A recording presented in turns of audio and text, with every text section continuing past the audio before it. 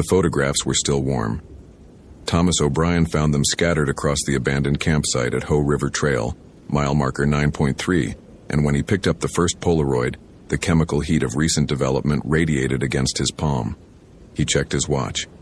2:47 p.m., October 14th, 2008. The campsite showed no signs of recent occupation.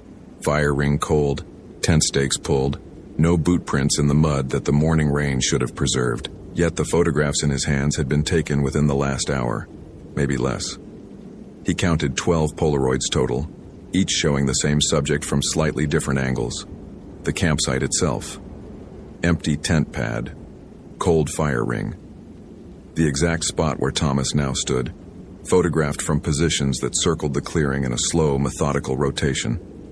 Whoever had taken these pictures had moved around the campsite like someone documenting a crime scene, or like someone studying prey. The last photograph showed Thomas himself. He stared at the image, his rational mind struggling against what his eyes reported.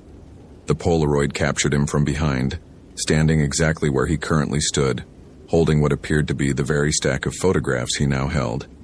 The angle suggested the photographer had stood perhaps 15 feet away, directly in his line of sight.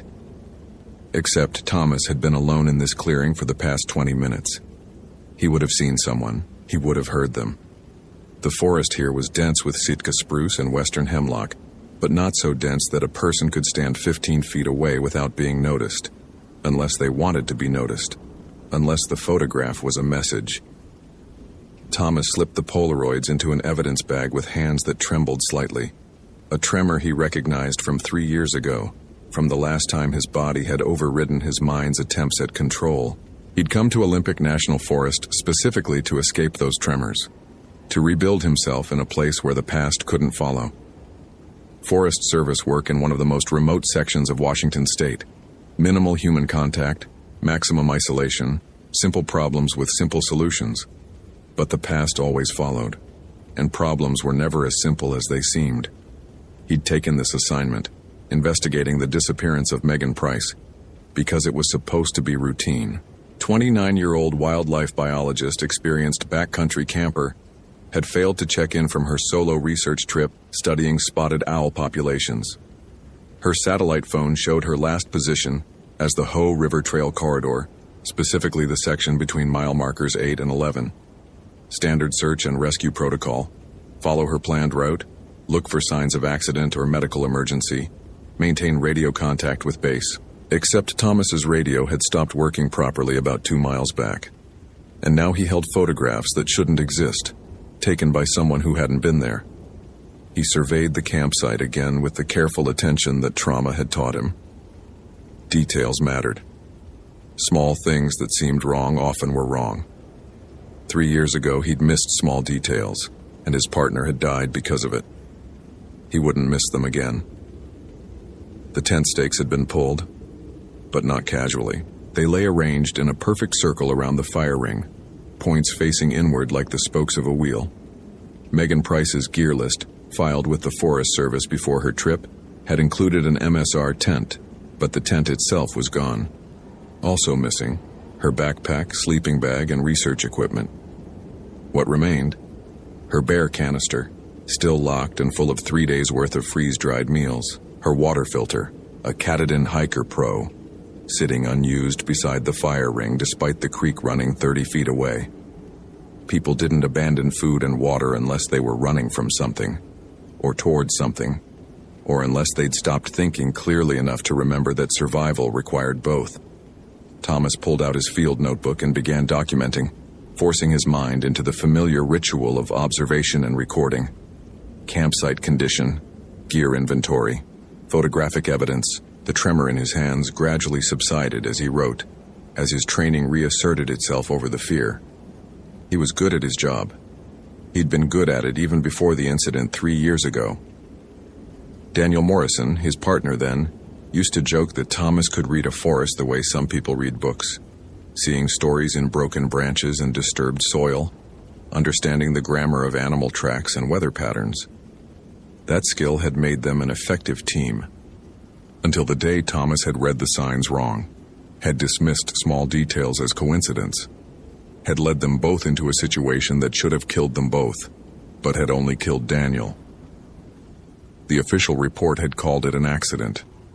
Unexpected rockfall in the Cascade Range. Wrong place at wrong time, no one's fault.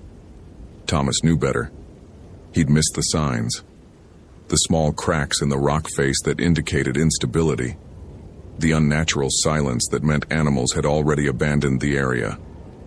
The feeling, irrational, unscientific, but persistent, that something was fundamentally wrong with that particular canyon. He'd ignored his instincts, and Daniel had paid the price. After the funeral, after the mandatory counseling, after the review board had cleared him for duty, Thomas had requested transfer to the most remote posting available. Olympic National Forest, Hoh Rainforest District. Minimal supervision, maximum solitude, a place to rebuild his confidence without risking anyone else's life. Now, holding impossible photographs in a clearing that felt wrong in ways he couldn't articulate, Thomas wondered if you could ever really escape the consequences of missed details.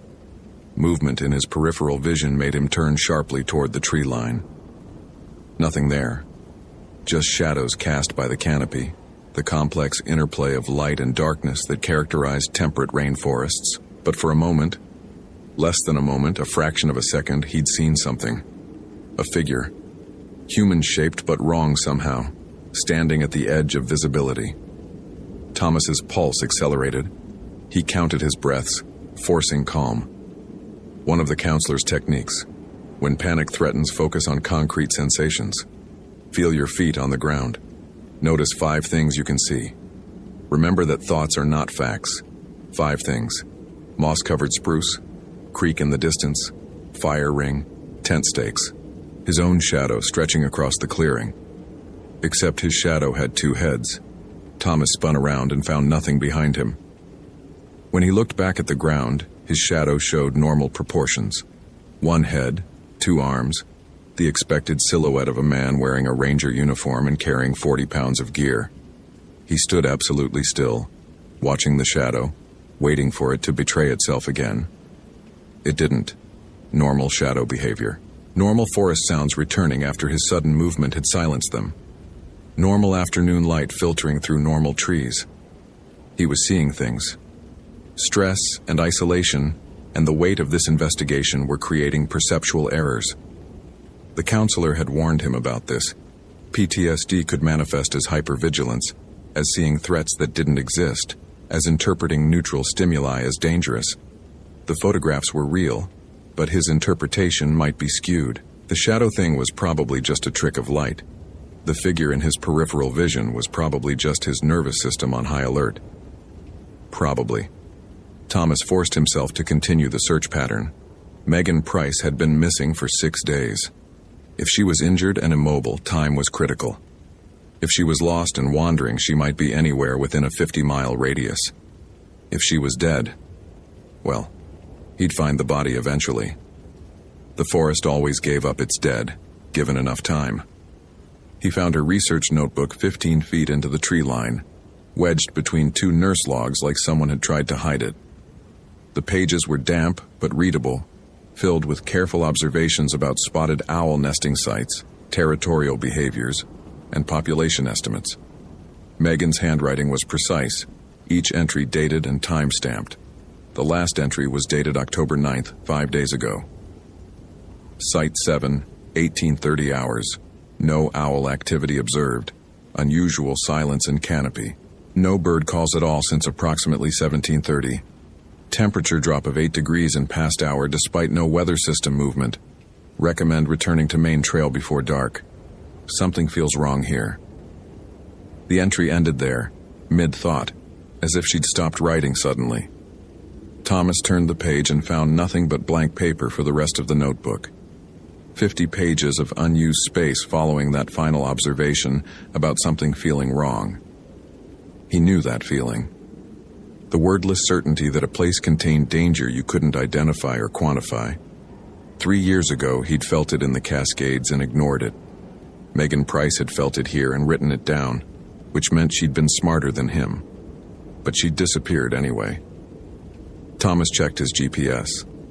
The coordinates for Site 7 in Megan's notebook placed it approximately 2 miles northeast, deeper into the Hoh rainforest, where the trails became suggestions rather than maintained paths. The terrain there was challenging. Old-growth forest with massive fallen trees creating obstacles, creeks swollen with autumn rain, visibility limited to 30 feet in any direction. He should call for backup. That was protocol. Radio base, report findings, wait for additional personnel before proceeding into difficult terrain. His Motorola XPR 7550 produced only static when he tried. Not dead. The battery showed full charge, all diagnostic indicators normal. But when he keyed the mic, the static that emerged had a quality that made his teeth ache. Dense and textured, almost patterned. Like white noise that was trying to resolve into something intelligible but couldn't quite manage it. Thomas tried 3 more times, adjusting frequency and checking antenna connections. Same result.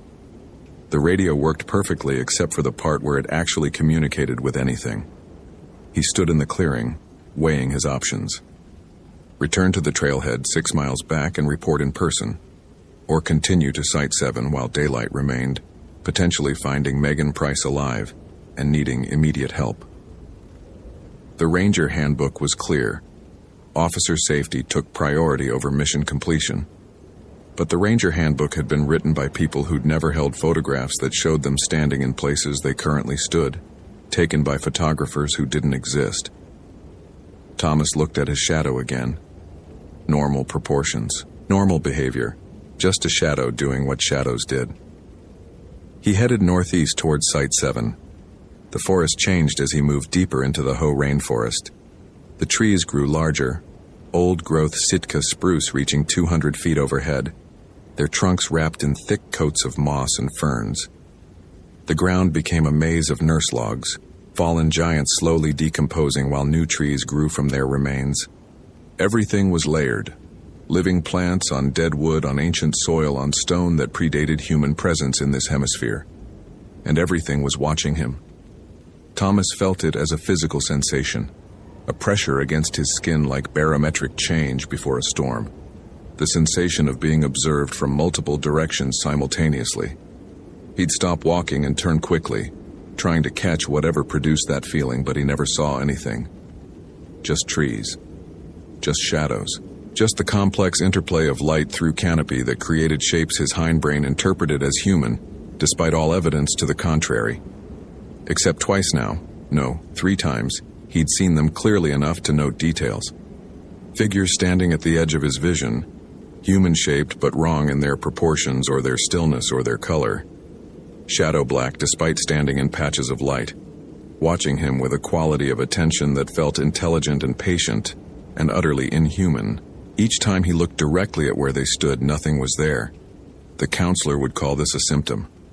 Hypervigilance creating false positives, his trauma-sensitized nervous system interpreting shadows as threats. The counselor would be right, probably. Thomas had all the risk factors. Previous trauma, social isolation, high-stress situation, inadequate sleep. His brain was primed to see danger everywhere because danger had once hidden in places he'd failed to look. But what if his brain was right this time? What if the past 3 years of counseling and medication and careful avoidance of triggers had dulled the very instincts that might save his life? 3 years ago, he'd felt something wrong about that canyon and ignored it. Now he felt something wrong about this forest and was walking deeper into it anyway, because a missing person might still be alive. Might still need help, might still be saved if he just moved fast enough and paid attention to the right details. Thomas reached Site 7 at 4:32 p.m. with roughly 90 minutes of daylight remaining. The location matched Megan's coordinates exactly. A small clearing beneath a massive old-growth spruce, its lower branches creating a natural observation platform for spotted owl research. Her equipment was still here. Tripod for the spotting scope, sound recording gear, camera traps positioned to capture owl activity. But the equipment had been rearranged. Thomas studied the clearing with increasing unease. The tripod stood in the center, but its legs had been shortened to minimum height and spread at exact angles, creating a perfect equilateral triangle. The sound recording gear encircled it at precise intervals, forming a larger triangle.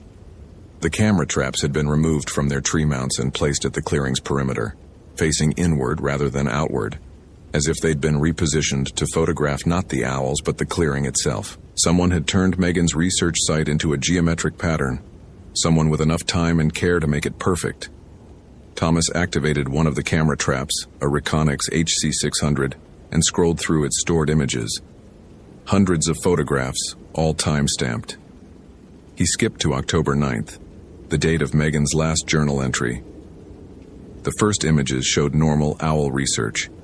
Empty forest canopy, occasional bird fly-through, the kind of patient documentation that wildlife biology required. Then, at 17:42 hours, the photographs changed. Shadows. Frame after frame of shadows that shouldn't exist. Elongated human silhouettes appearing in the clearing despite no corresponding figures to cast them. Multiple shadows overlapping, diverging, moving independently of any light source.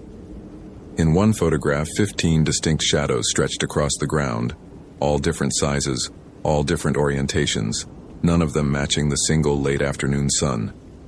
The camera had captured them at 1-minute intervals for 37 minutes.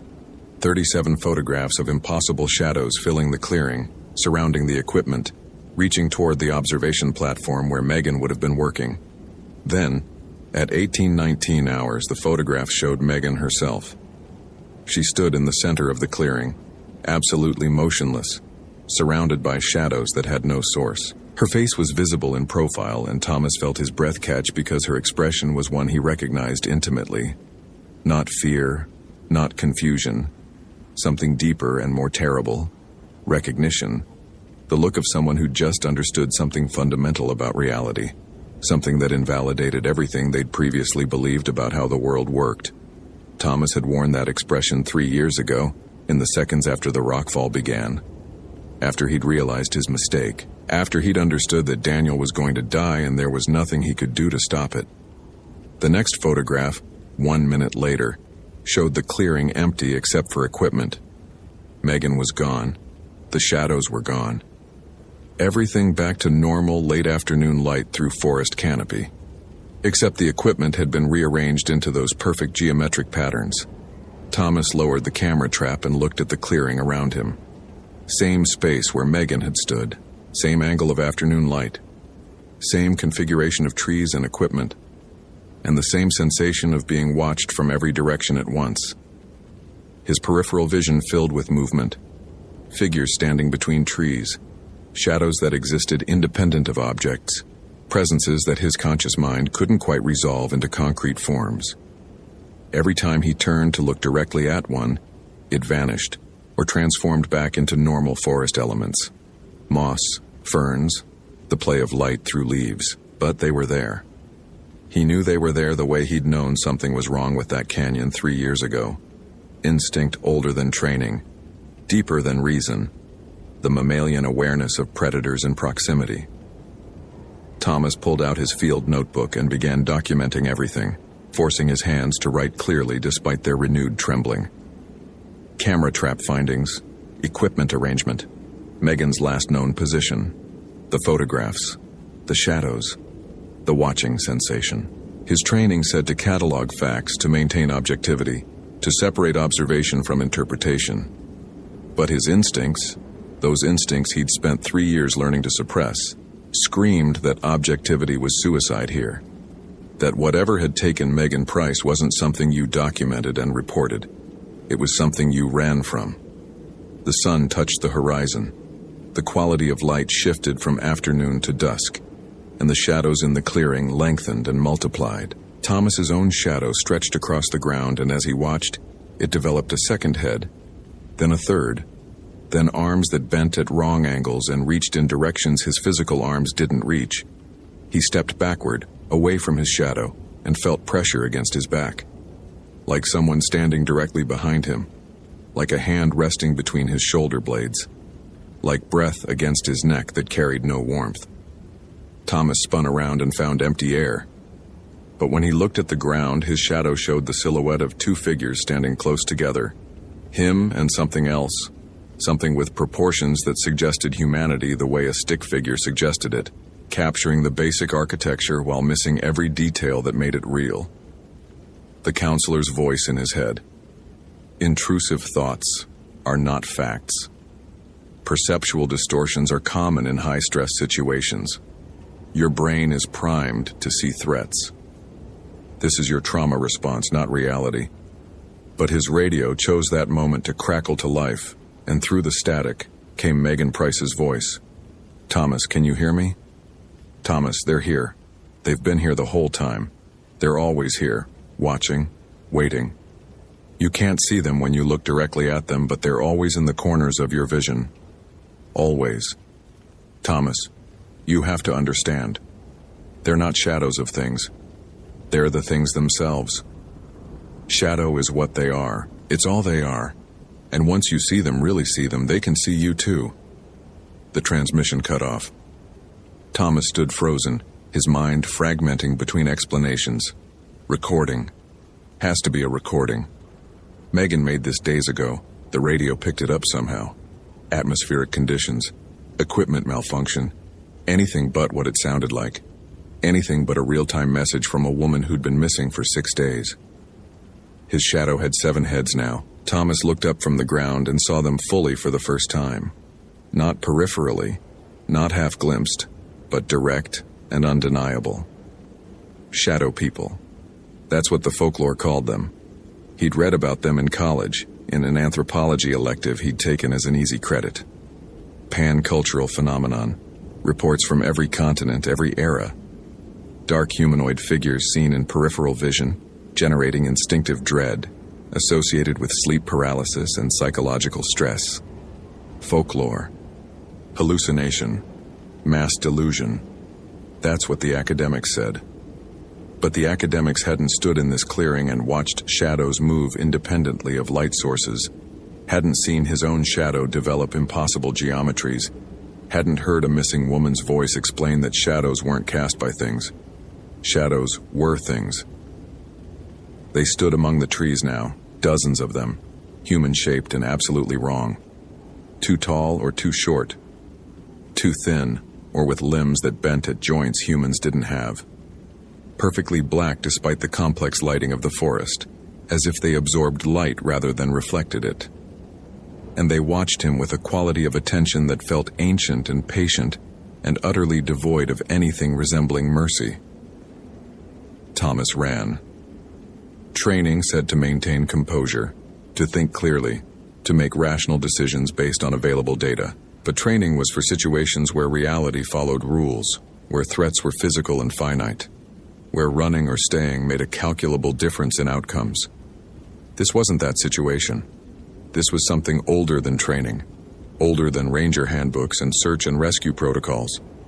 This was the terror that had sent early humans fleeing into firelight, the understanding that darkness held things that wanted to consume not just bodies, but the very fact of existence.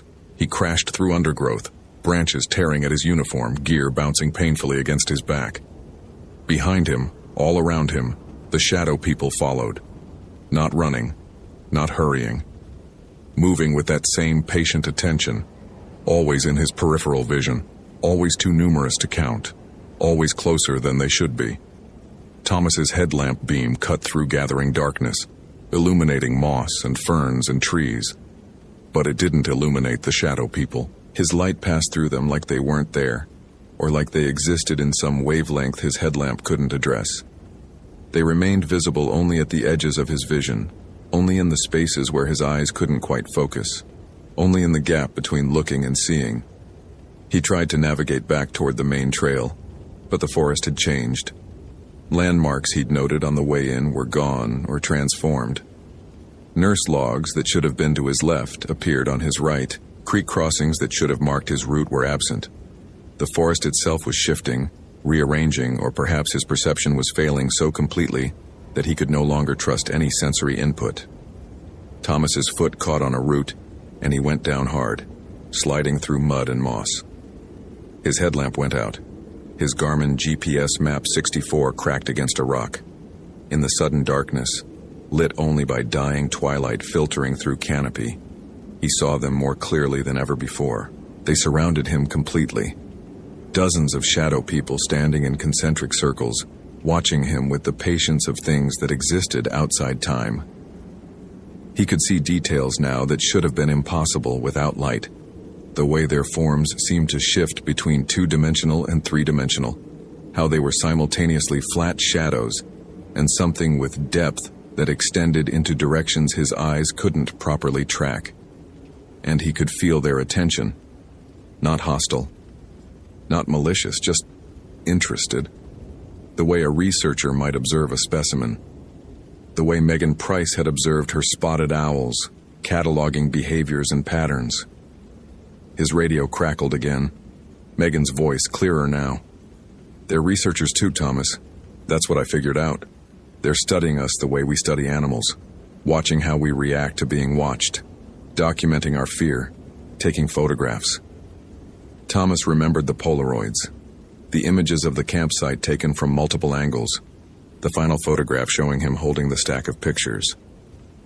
"They don't want to hurt us," Megan's voice continued. "They just want to observe, to understand. But their observation changes us. Once you really see them, once they know you can see them, you become part of their study. You become data. And data doesn't get to leave." A shadow person moved closer, and Thomas finally understood why they triggered such instinctive horror. It wasn't their appearance. It wasn't their impossible physics. It was the recognition that they represented something fundamental about reality, that humans weren't supposed to perceive. Shadows weren't absence of light. Shadows were presence of something else. Something that existed in the spaces between, in the gaps that three-dimensional thinking couldn't address. Humans cast shadows because humans existed in the light. But these things, these shadow people, they didn't cast shadows because they were shadows. They were the fundamental substance that appeared when light was blocked, the essential darkness that made brightness possible. And once you understood that, once you really saw them as what they were, rather than as absence or trick of light, they could see you too. Thomas felt something shift in his perception, like a gestalt switch, like one of those optical illusions where you suddenly see the hidden image and can never unsee it again. The shadow people hadn't changed, but his understanding of what he was seeing had changed, and that change was permanent. They knew he understood now. He could feel their attention intensify, their interest deepen. He'd crossed some threshold. He'd become interesting data. One of them moved directly in front of him, and for the first time Thomas saw it head-on rather than peripherally. The experience was like looking at a tesseract drawing. His brain struggled to resolve conflicting information about dimensions and depth. The shadow person had a face in the same way an inkblot had a face, pareidolia, pattern recognition desperately trying to find humanity in something that contained none. It reached toward him, not with a hand. It didn't have hands in any meaningful sense, but with an extension of itself that his visual cortex interpreted as reaching, because that was the closest available category. Thomas felt coldness spread from the point of contact. Not physical cold. Something else. The cold of absence, of negation, of existence being carefully and methodically catalogued and recorded and transformed into data for observation. He was becoming part of their study, like Megan Price had become part of their study. Like however many others had wandered into this forest and seen what they shouldn't see, understood what they weren't meant to understand. Megan's voice came through the radio one final time. "I see them so clearly now, Thomas. I see everything. I understand. They've been here since before light existed. They'll be here after light ends. We're just brief illuminations they observe as we pass through.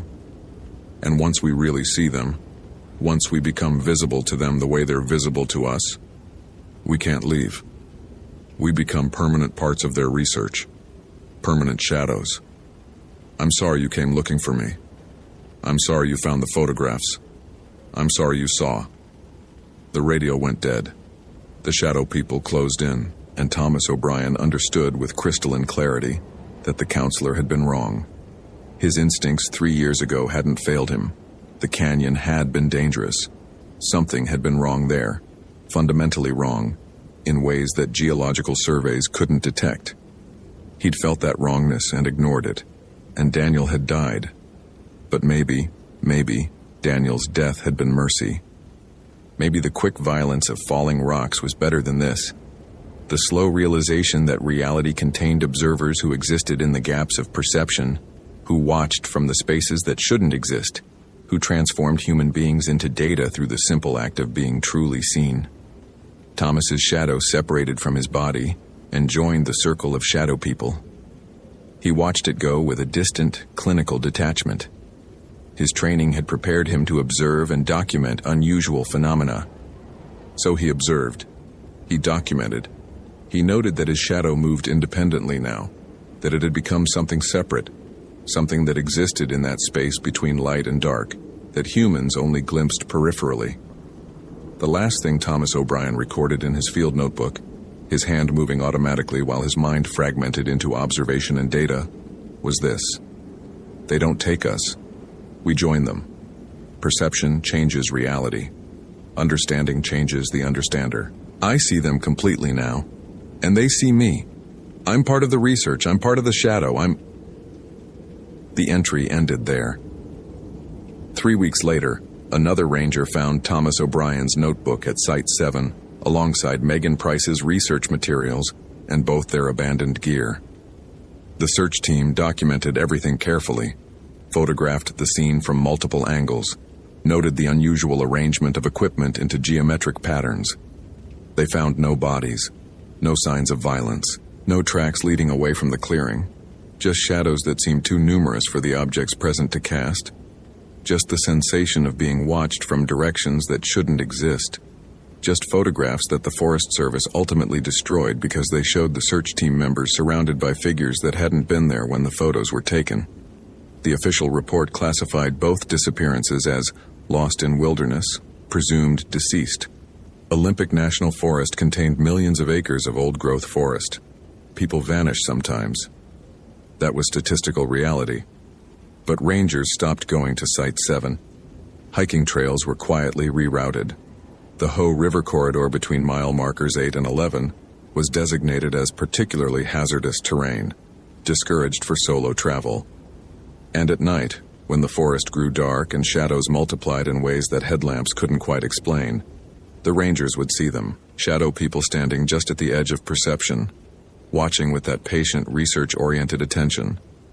Always watching, always studying, always waiting for someone to truly see them, to really understand what they were.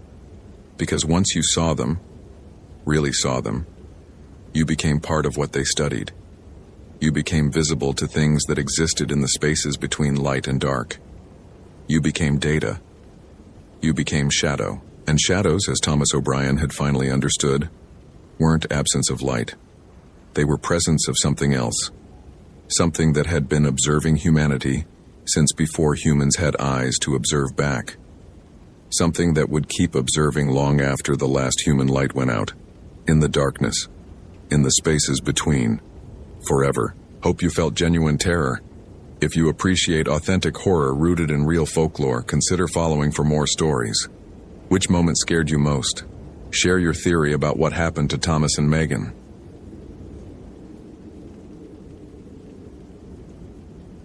Lisa Hoffman had stopped counting the days since she last slept without screaming awake. But she knew exactly how many days it had been since she found the first trace of Nathan Drake, 17. The Ho Rainforest section of Olympic National Park wrapped around her ranger station like a living thing, moss-thick and breathing with moisture that never quite became rain. In the 17 days since Drake's Toyota 4Runner had been found abandoned at the Ho River trailhead, Lisa had walked every documented path within a 15-mile radius, her Garmin GPS 60CSX leaving digital breadcrumbs that proved she was still capable of following procedure, still functional, still not the person she'd been 4 years ago when she'd lost David Chen in these same woods. She forced herself not to think his name. Failed, as always. The coffee in her thermos had gone cold 3 hours ago, but Lisa drank it anyway, standing at her station window and watching fog condense against the glass. September 2008 had been unseasonably warm until 2 weeks ago, when temperatures dropped 20 degrees overnight and stayed there. The meteorological report she'd filed with the main office in Port Angeles noted the anomaly. What they didn't note was how the cold felt wrong. Not seasonal, not natural, but deliberate, like something had opened a door and forgotten to close it. Her Motorola radio crackled. "Hoffman, you copy?" Lisa recognized dispatch supervisor Karen Morrison's voice, tight with the particular tension that meant bad news delivered professionally. "Copy, Morrison." Seattle PD forwarded Drake's phone records. Last ping was 17 days ago, 11:47 p.m., from a cell tower near your position. Before that, he made 3 calls in rapid succession, all to the same number. "Whose number?" A pause. "His ex-wife's. She didn't answer. He left voicemails." Lisa's stomach contracted. She'd read the missing person report a dozen times. Nathan Drake, 34, software engineer from Seattle, experienced hiker, no known mental health issues, no financial problems, no reason to disappear.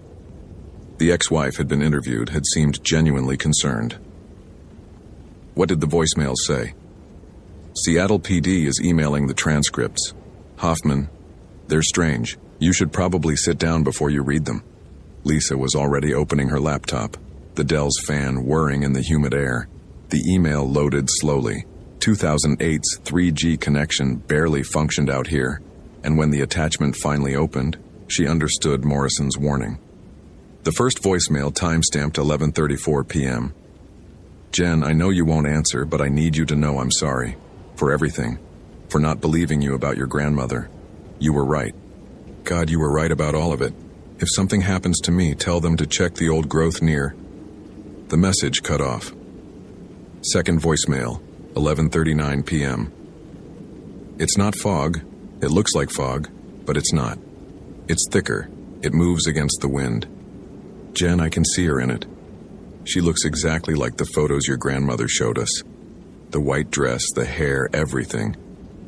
She's been following me since I crossed the creek. I thought if I came here, if I found where it happened, maybe I could..." Cut off again. Third voicemail, 11:47 p.m. Just breathing. Heavy. Panicked. Then a woman's voice in the background speaking Japanese. Lisa didn't understand the words, but the tone transcended language. Accusatory, anguished, furious. Drake's voice barely a whisper. "She knows I know. She knows why I came here." Then screaming. His screaming. The voicemail continued for another 43 seconds of screaming before the line went dead. Lisa's hands trembled as she closed the laptop. She opened it again immediately, pulled up Drake's file, cross-referenced with the ex-wife's information. Jennifer Drake, maiden name Yamamoto, Seattle resident, father American, mother second-generation Japanese-American. Grandmother. Lisa stopped breathing. The grandmother's obituary was 5 years old. Hanako Yamamoto died 2003, age 79. Survived by daughter Patricia and granddaughter Jennifer. But there was more. Lisa's search pulled up a Seattle Times article from 1968, barely digitized, grainy photographs showing a young Hanako Yamamoto testifying in a case involving the death of her husband, Kenji Yamamoto. He'd died in Olympic National Park during what was described as a hiking accident, but the article's tone suggested something more complicated. The case had been closed, ruled accidental. Hanako had never remarried. Lisa pulled up a map, overlaying Drake's last known position with the historical records of where Kenji Yamamoto's body had been found 40 years ago. The locations matched within 100 yards. The temperature in the ranger station dropped 10 degrees in 30 seconds. Lisa's breath condensed in front of her face. The windows fogged over completely, and through the moisture she saw nothing. She saw nothing, but she felt observation, dense and patient and absolutely convinced of something Lisa couldn't name. She grabbed her gear with movements made automatic by 4 years of forcing herself to function through panic. Garmin GPS, Motorola radio, first aid kit, emergency beacon, flashlight, knife, the Glock 22 she'd started carrying after David Chen disappeared. Her hands moved through the checklist while her mind cataloged everything wrong with what she was about to do. It was 4:47 p.m. Sunset at 6:23. She had 96 minutes of daylight to reach Drake's last known position and get back, alone, in terrain where fog could reduce visibility to arm's length in minutes, following a man who'd been running from something that had made him scream for 43 seconds straight. Every protocol she'd ever learned said to wait for backup, wait for morning, wait for anything except going into the Ho rainforest alone at dusk chasing ghosts. Lisa was in her truck and driving toward the Ho River trailhead before she'd consciously decided to move. The forest closed around her vehicle like a fist. Sitka spruce towered 200 feet overhead, their trunks wrapped in moss so thick it looked like green fur. Everything dripped, everything breathed. The road curved through shadows that shouldn't exist in late afternoon, and Lisa's high beams caught something white flickering between trees. Just fog. Just the ever-present mist that made Olympic's rainforests feel like the inside of a living lung. She parked beside the rusted barrier that marked the trailhead, next to the empty space where they'd found Drake's Forerunner. Someone had spray-painted a yellow X on the asphalt, marking it as evidence processed and cleared. Lisa stood in the lot, listening. The forest was silent. Not quiet, silent. No birds, no insects, no wind. Just the arrhythmic drip of condensation falling from branches overhead. Her GPS showed Drake's last ping position, 0.73 miles northeast, off-trail, in old-growth forest that had never been logged. Lisa checked her radio. Hoffman to base. I'm beginning search of Drake's last known coordinates. Static. Then Morrison's voice distorted. Hoffman, not advised. Alone. Say again, Morrison, you're breaking up. Wait for morning. Reeves is hours. Morrison, I'm losing you. We'll check in at 20-minute intervals. She turned the volume down before Morrison could order her back and started walking.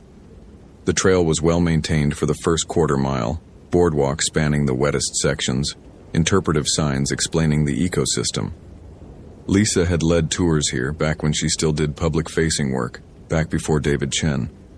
She knew these woods, knew how the light filtered through the canopy and golden columns, how the nurse logs cradled entire ecosystems of ferns and seedlings, how the forest felt ancient and peaceful and utterly indifferent to human presence.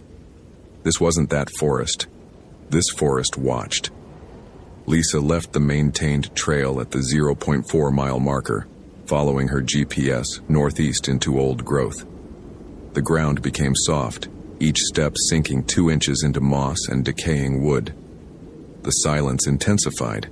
She could hear her own heartbeat, her breathing, the rustle of her jacket against her gear vest. Nothing else. At 0.62 miles, she found the first evidence. Someone had carved symbols into the bark of a western hemlock. Fresh cuts, the wood still weeping sap.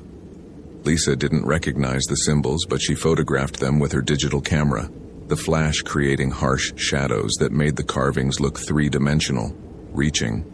The symbols formed a circle around the tree's circumference at exactly her eye level.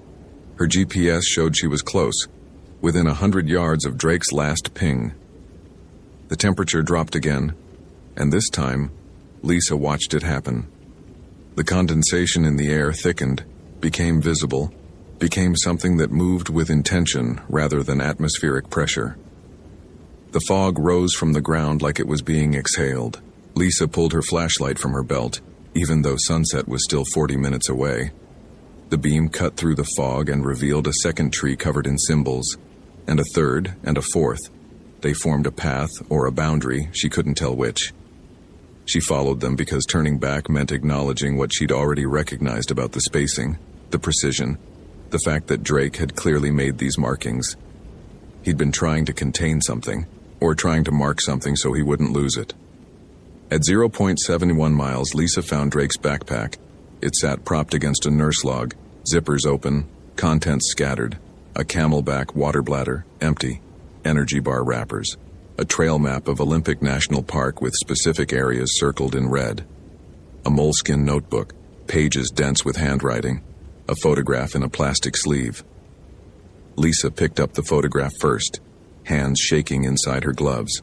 It showed a young Japanese couple standing in front of a torii gate, 1960s fashion and color processing. The woman wore a traditional kimono, the man a Western suit. They were smiling. On the back, someone had written in careful English, Hanako and Kenji, Kyoto, 1964. The notebook was worse. Lisa flipped through pages of research notes, printed articles taped in, hand-drawn diagrams. Drake had spent months researching yurei, Japanese ghosts, vengeful spirits, the dead who died with such intense emotion that they couldn't pass on. He'd documented different types. Onryo were the most dangerous, spirits who died with hatred or rage, bound to earth until they completed their vengeance. One page was titled, Hanako's Story, according to Jen. The handwriting became cramped, urgent. Grandmother never believed it was an accident. Kenji was experienced hiker, knew the forest, had no reason to go off trail alone. She found his body 3 days after he disappeared. Authorities said he fell, but Hanako said his face looked wrong. Terrified, like he'd seen something that killed him from fear alone. She tried to tell them about the woman in white she'd seen in their hotel room the night before his death, but no one listened. American wife. Jealous of Japanese wife. Died in 1962. Hanako was pregnant when Kenji died. She raised Patricia alone, never remarried, spoke Japanese to her daughter so Kenji's language wouldn't die with him. She believed until her last day that an Onryo killed her husband. The next pages detailed Drake's theory. What if Hanako was right? What if something had been waiting in these woods since 1962, sustained by rage and possessiveness? What if Kenji Yamamoto hadn't been killed by terrain but by a predecessor, by someone who died consumed with jealousy over another woman's marriage? The final pages were dated 2 weeks ago, written on site. I found where it happened. GPS coordinates match the historical records within 50 yards.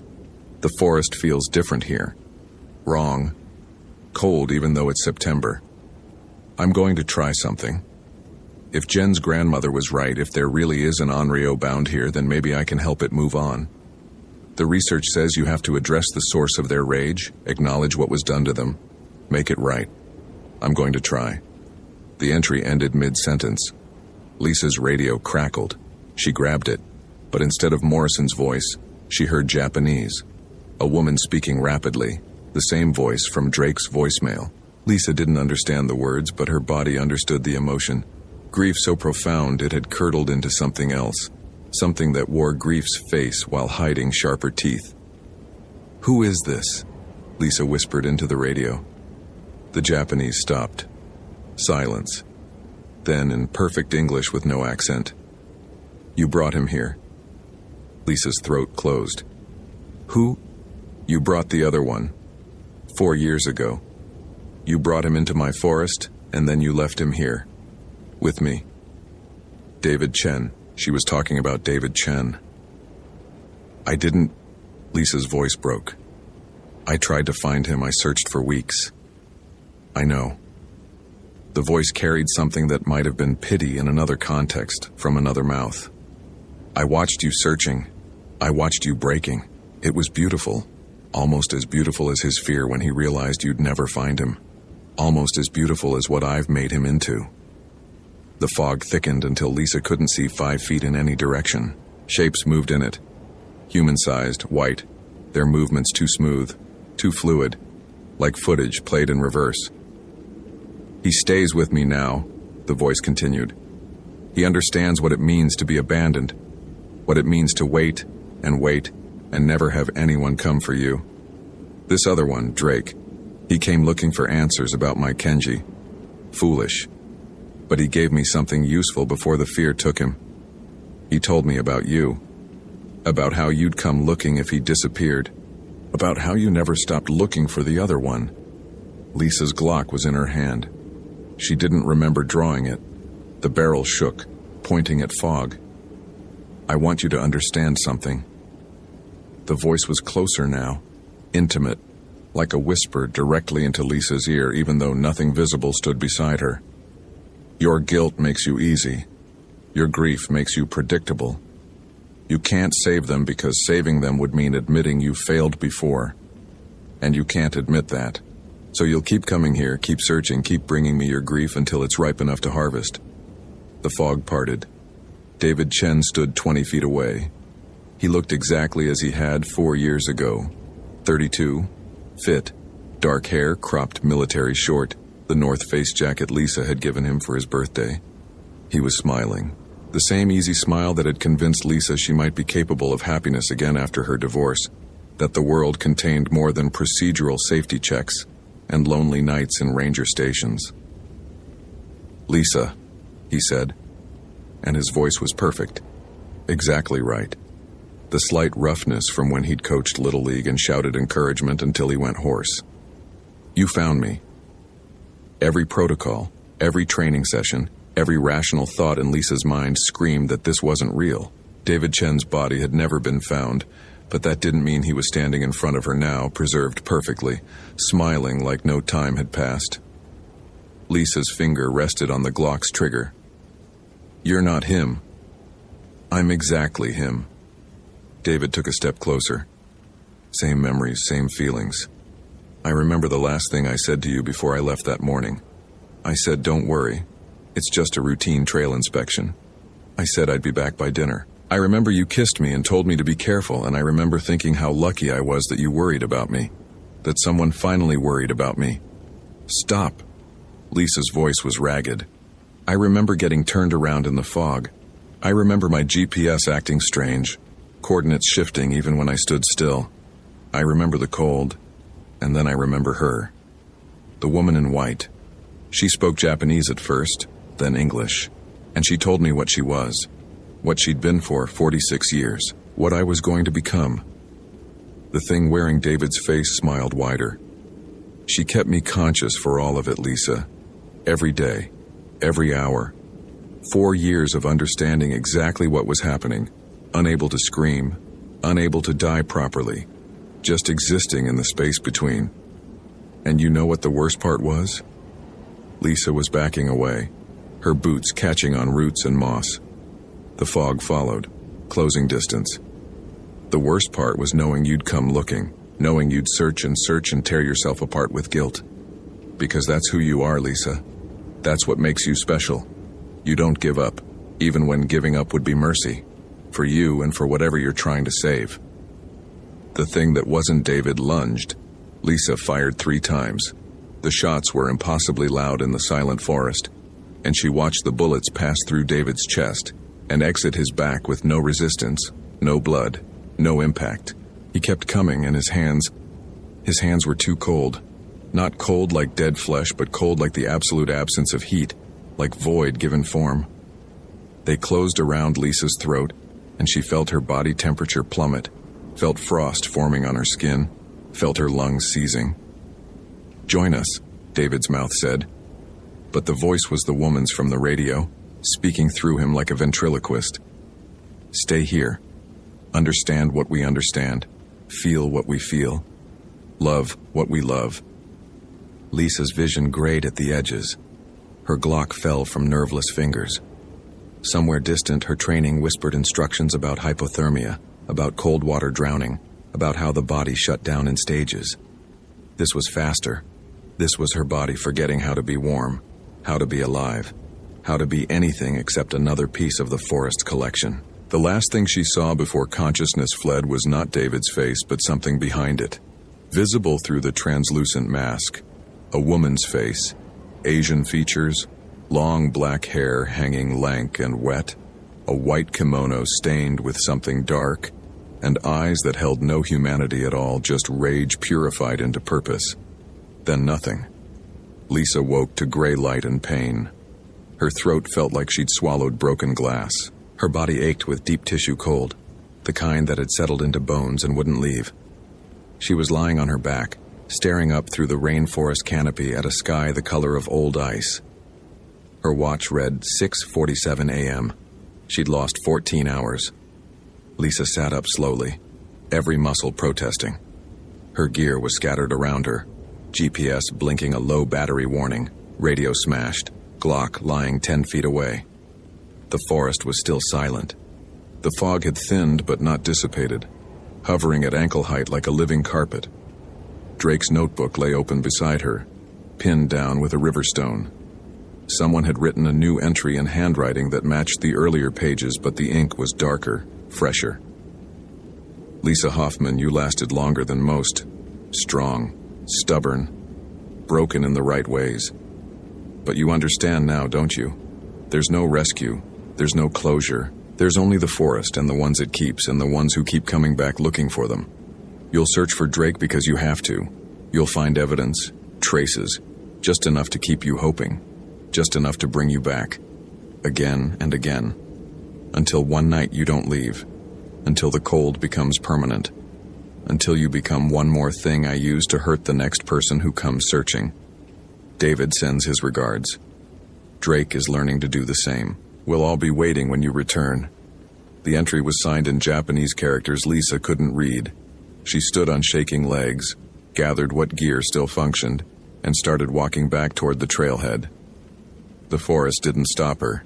The fog parted with each step, almost polite, like a host showing a guest to the door.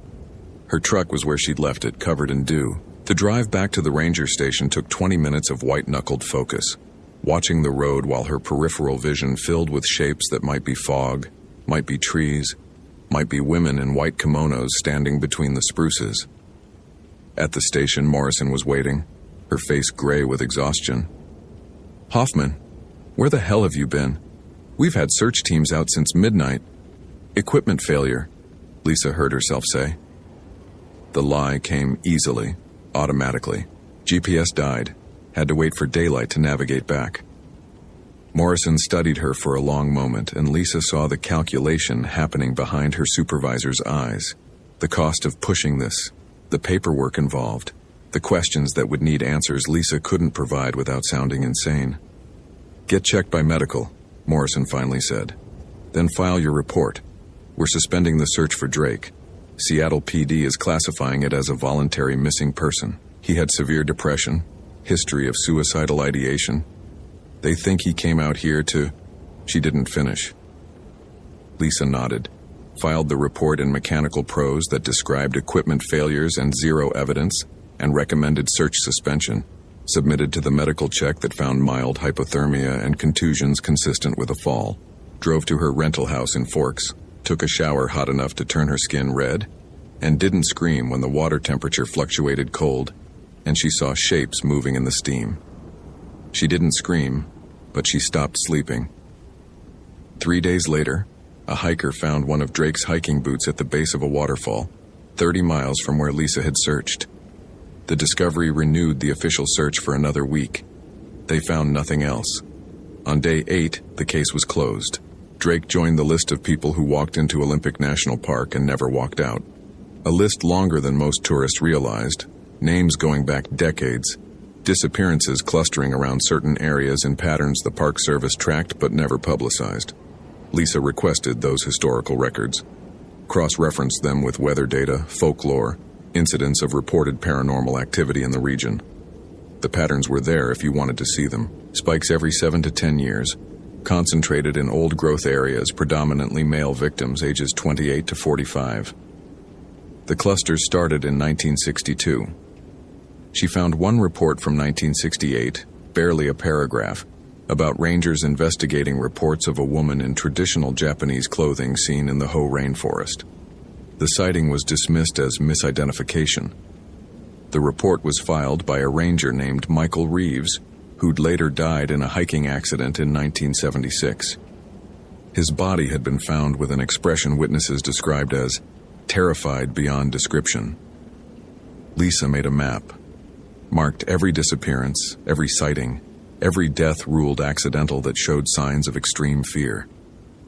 The map looked like a spider's web, threads connecting across decades, all converging on a 3-mile radius in the old-growth forest where Kenji Yamamoto had died in 1967, where something had been waiting since 1962, where David Chen and Nathan Drake now waited with it. Lisa knew she should leave. Transfer to another park, another state. Put as much distance between herself and Olympic as possible. She filled out the paperwork twice. Never submitted it. Because late at night, when the station's heating clicked off and the temperature dropped and the fog pressed against her windows like it wanted inside, Lisa heard them. David's voice. Drake's voice. Others she didn't recognize, speaking Japanese, speaking English, speaking languages she couldn't identify. They called to her, reminded her of everything she'd failed to do, everyone she'd failed to save, invited her back to the forest, promised her understanding, promised her community, promised her an end to the guilt that had been eating her alive since the morning David Chen didn't come back from a routine trail inspection, promised her that the cold would eventually stop hurting. Lisa stood at her window watching fog crawl through the streets of Forks like a living thing searching for a way inside, and she knew with absolute certainty that she would go back. Not tonight, not tomorrow, but soon. Because that's what the forest had made her into. Not a ranger, not a rescuer, but another piece of bait. Another lure for the next person who'd come searching. Another voice to add to the chorus that called from the old-growth darkness. The Onryo had been right about one thing. Lisa couldn't give up. Not on David, not on Drake, not on any of them. Her inability to quit wasn't strength. It was the crack in her foundation that something ancient and patient and infinitely cruel had learned to exploit. She would go back to the forest. She would search. She would find just enough evidence to keep hoping. Just enough to justify one more trip into the old growth. One more attempt to bring someone home. And one night, the fog wouldn't part. The cold wouldn't be temporary. The voices wouldn't just be calling her back. They'd be teaching her the words to call others forward. Lisa understood this with the same certainty she understood her own name. Understanding changed nothing. She pulled on her jacket, checked her gear by habit even though it was midnight and raining and every protocol screamed at her to wait for daylight. The Garmin GPS showed a waypoint she didn't remember marking. Coordinates in the old-growth forest labeled simply, David. Lisa grabbed her keys, started her truck, drove toward the Ho River trailhead while the radio whispered in Japanese and something in the passenger seat that looked like empty air felt colder than the night outside. The forest was waiting. It was always waiting, and somewhere in its moss-draped depths, David Chen was waiting too, learning to smile the way the woman in white smiled, learning to speak with her voice, learning to be the next thing that would destroy whoever came looking for Lisa Hoffman when she inevitably failed to return. The cycle was perfect. The cycle was eternal. The cycle was fed by love and grief and the human inability to let go. Lisa drove into the darkness, and the darkness welcomed her home. Hope you felt genuine terror. If you appreciate authentic horror rooted in real folklore, consider following for more stories. Which moment scared you most?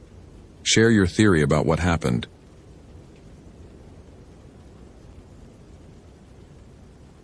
The thermometer read -47 degrees Fahrenheit, but the snow was melting. Lisa Hoffman checked the reading 3 times, her breath crystallizing instantly in the March air. The digital thermometer was new, calibrated 2 weeks ago at the Park Service Lab in Anchorage. Margin of error, 0.3 degrees.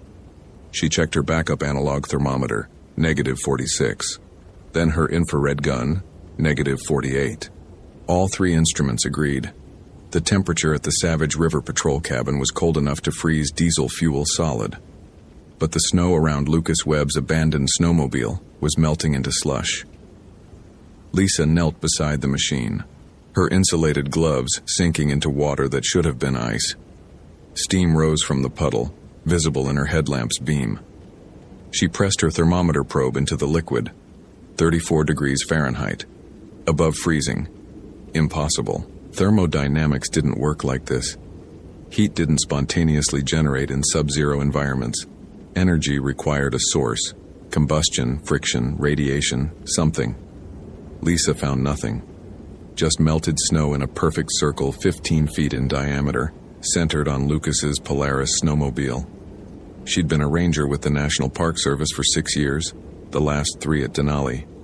She had a master's degree in environmental science from UC Davis. She understood heat transfer, energy conservation, atmospheric physics. She'd written her thesis on permafrost degradation in Arctic climates. This violated every principle in that thesis. Lucas Webb had been missing for 36 hours. Last contact. Aero 800 hours, March 14, 2008. Checking in via satellite phone from his position at mile marker 42 on the Park Road. He'd been conducting the annual Winter Wildlife Survey, documenting caribou populations in the Savage River watershed. Routine work. Solo patrol, standard for experienced rangers during the quiet season. He'd missed his 1800 hours check-in, then his 800 the next morning. When he failed to return to headquarters by noon yesterday, Lisa had volunteered for the search and rescue mission. Now she stood in impossible snowmelt, staring at Lucas's abandoned equipment. The snowmobile's engine was cold, dead cold, matching ambient temperature. She checked anyway, pulling her glove off long enough to touch the hood. Her skin stuck instantly, tearing when she pulled away. Definitely cold, definitely not the heat source. Lisa examined the machine methodically.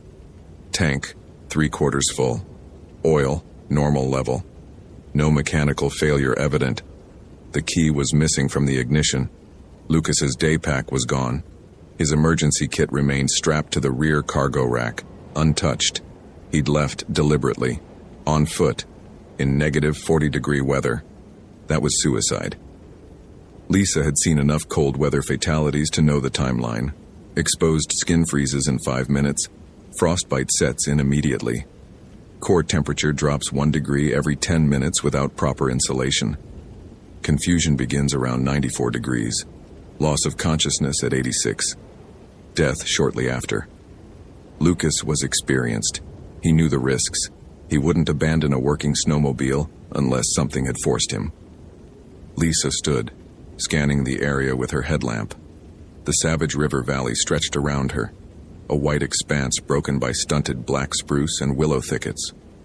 Denali itself loomed to the southwest, invisible in the darkness, but present, like a held breath.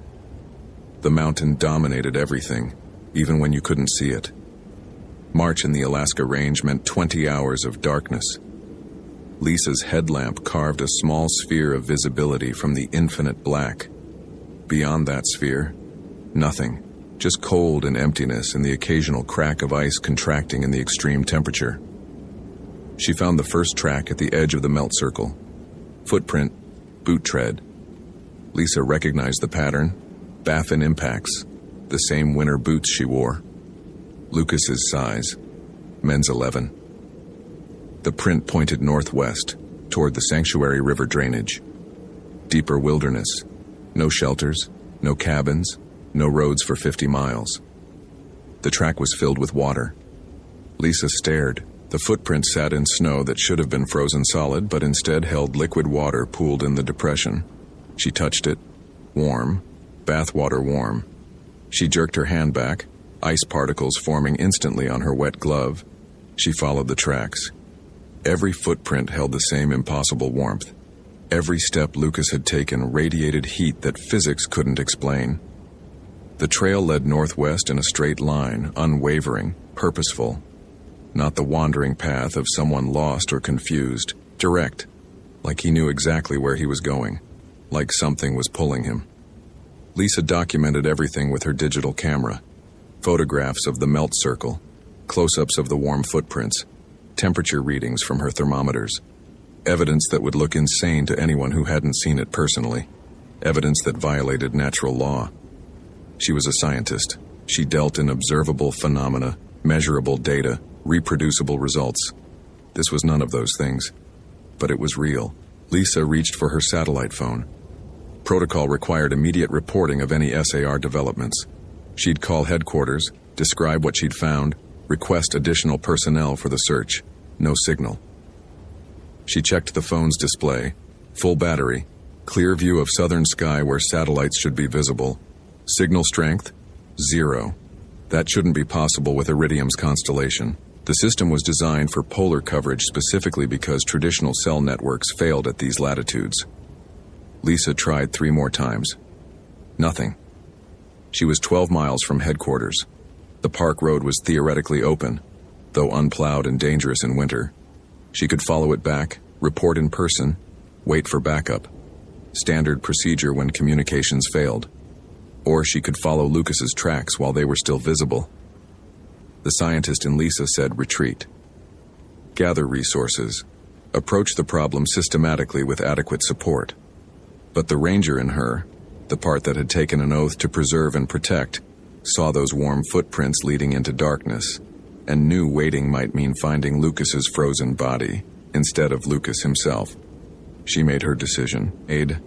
Lisa returned to her snowmobile, grabbed her emergency pack and checked her supplies. Headlamp with spare batteries, GPS unit, satellite phone. Useless, but she took it anyway. First aid kit, fire starter, emergency shelter, 3 days of food, 2 liters of water. Her service weapon, a Glock 22, rode on her hip, more psychological comfort than practical tool. What did you shoot in -40-degree darkness? She left a note attached to Lucas's snowmobile, describing her direction and intentions. If she didn't return, at least the next search team would know where to start looking for 2 bodies instead of 1. The tracks led her into the spruce forest. Lisa followed them with her headlamp, the beam catching snow crystals that glittered like shattered glass. The trees closed around her, stunted and twisted by permafrost and wind. They grew in strange patterns here, branches reaching in directions that seemed to defy gravity. Lisa had always attributed it to wind stress and soil conditions. Now she wasn't sure. The warm footprints continued, perfectly spaced, inhumanly regular. Lisa measured the stride length, 43 inches. That was long, unnaturally long for Lucas, who stood 5'10". She was watching someone run, or something with longer legs than human proportions allowed. Her scientific training screamed for rational explanation. Maybe Lucas had been running. Maybe fear or adrenaline had lengthened his stride. Maybe. The trees ended abruptly. Lisa stopped at the forest edge, her headlamp illuminating something that made her breath catch. A clearing stretched before her, perhaps 200 feet across. Snow covered it in an unbroken expanse except for one feature. Bodies. No, not bodies. The shapes were wrong. Lisa forced herself forward, every instinct screaming retreat. Her headlamp revealed the truth in fragments. Caribou carcasses. 7 of them, arranged in a perfect circle. Each animal had been gutted with surgical precision. Organs removed. Rib cages spread open like wings. But no blood. The snow around them was white, pristine. No evidence of the violent deaths these wounds suggested. Lisa's hands shook as she photographed the scene. This wasn't predation. Bears were hibernating. Wolves left evidence, tracks, scattered remains. This was deliberate, ritualistic, human. But who would do this 12 miles into wilderness, in -40-degree darkness, with the nearest road barely passable? Lucas's tracks led directly to the circle's center. Lisa followed them, her heartbeat loud in her ears. The footprints stopped at the exact geometric middle of the caribou arrangement. Not near the center, exactly at it, like Lucas had measured. No tracks led out. Lisa spun in a circle, scanning with her headlamp. 7 caribou carcasses forming a perfect ring. Lucas's footprints leading in, nothing leading out. The snow beyond was undisturbed, no indication anyone had left this clearing. Impossible. People didn't vanish. Mass couldn't be created or destroyed, only transformed. Every action had equal and opposite reaction. These were fundamental laws. This clearing didn't care about laws. Lisa's thermometer registered -43 degrees, but the caribou organs, what remained of them, steamed in the cold. She approached the nearest carcass, morbid curiosity overriding revulsion. The animal's heart was missing, removed so cleanly the surrounding tissue showed almost no damage. She touched the exposed tissue with her thermometer probe.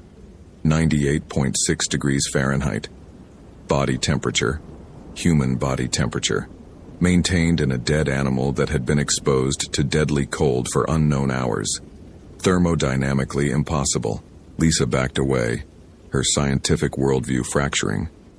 She'd seen strange phenomena before.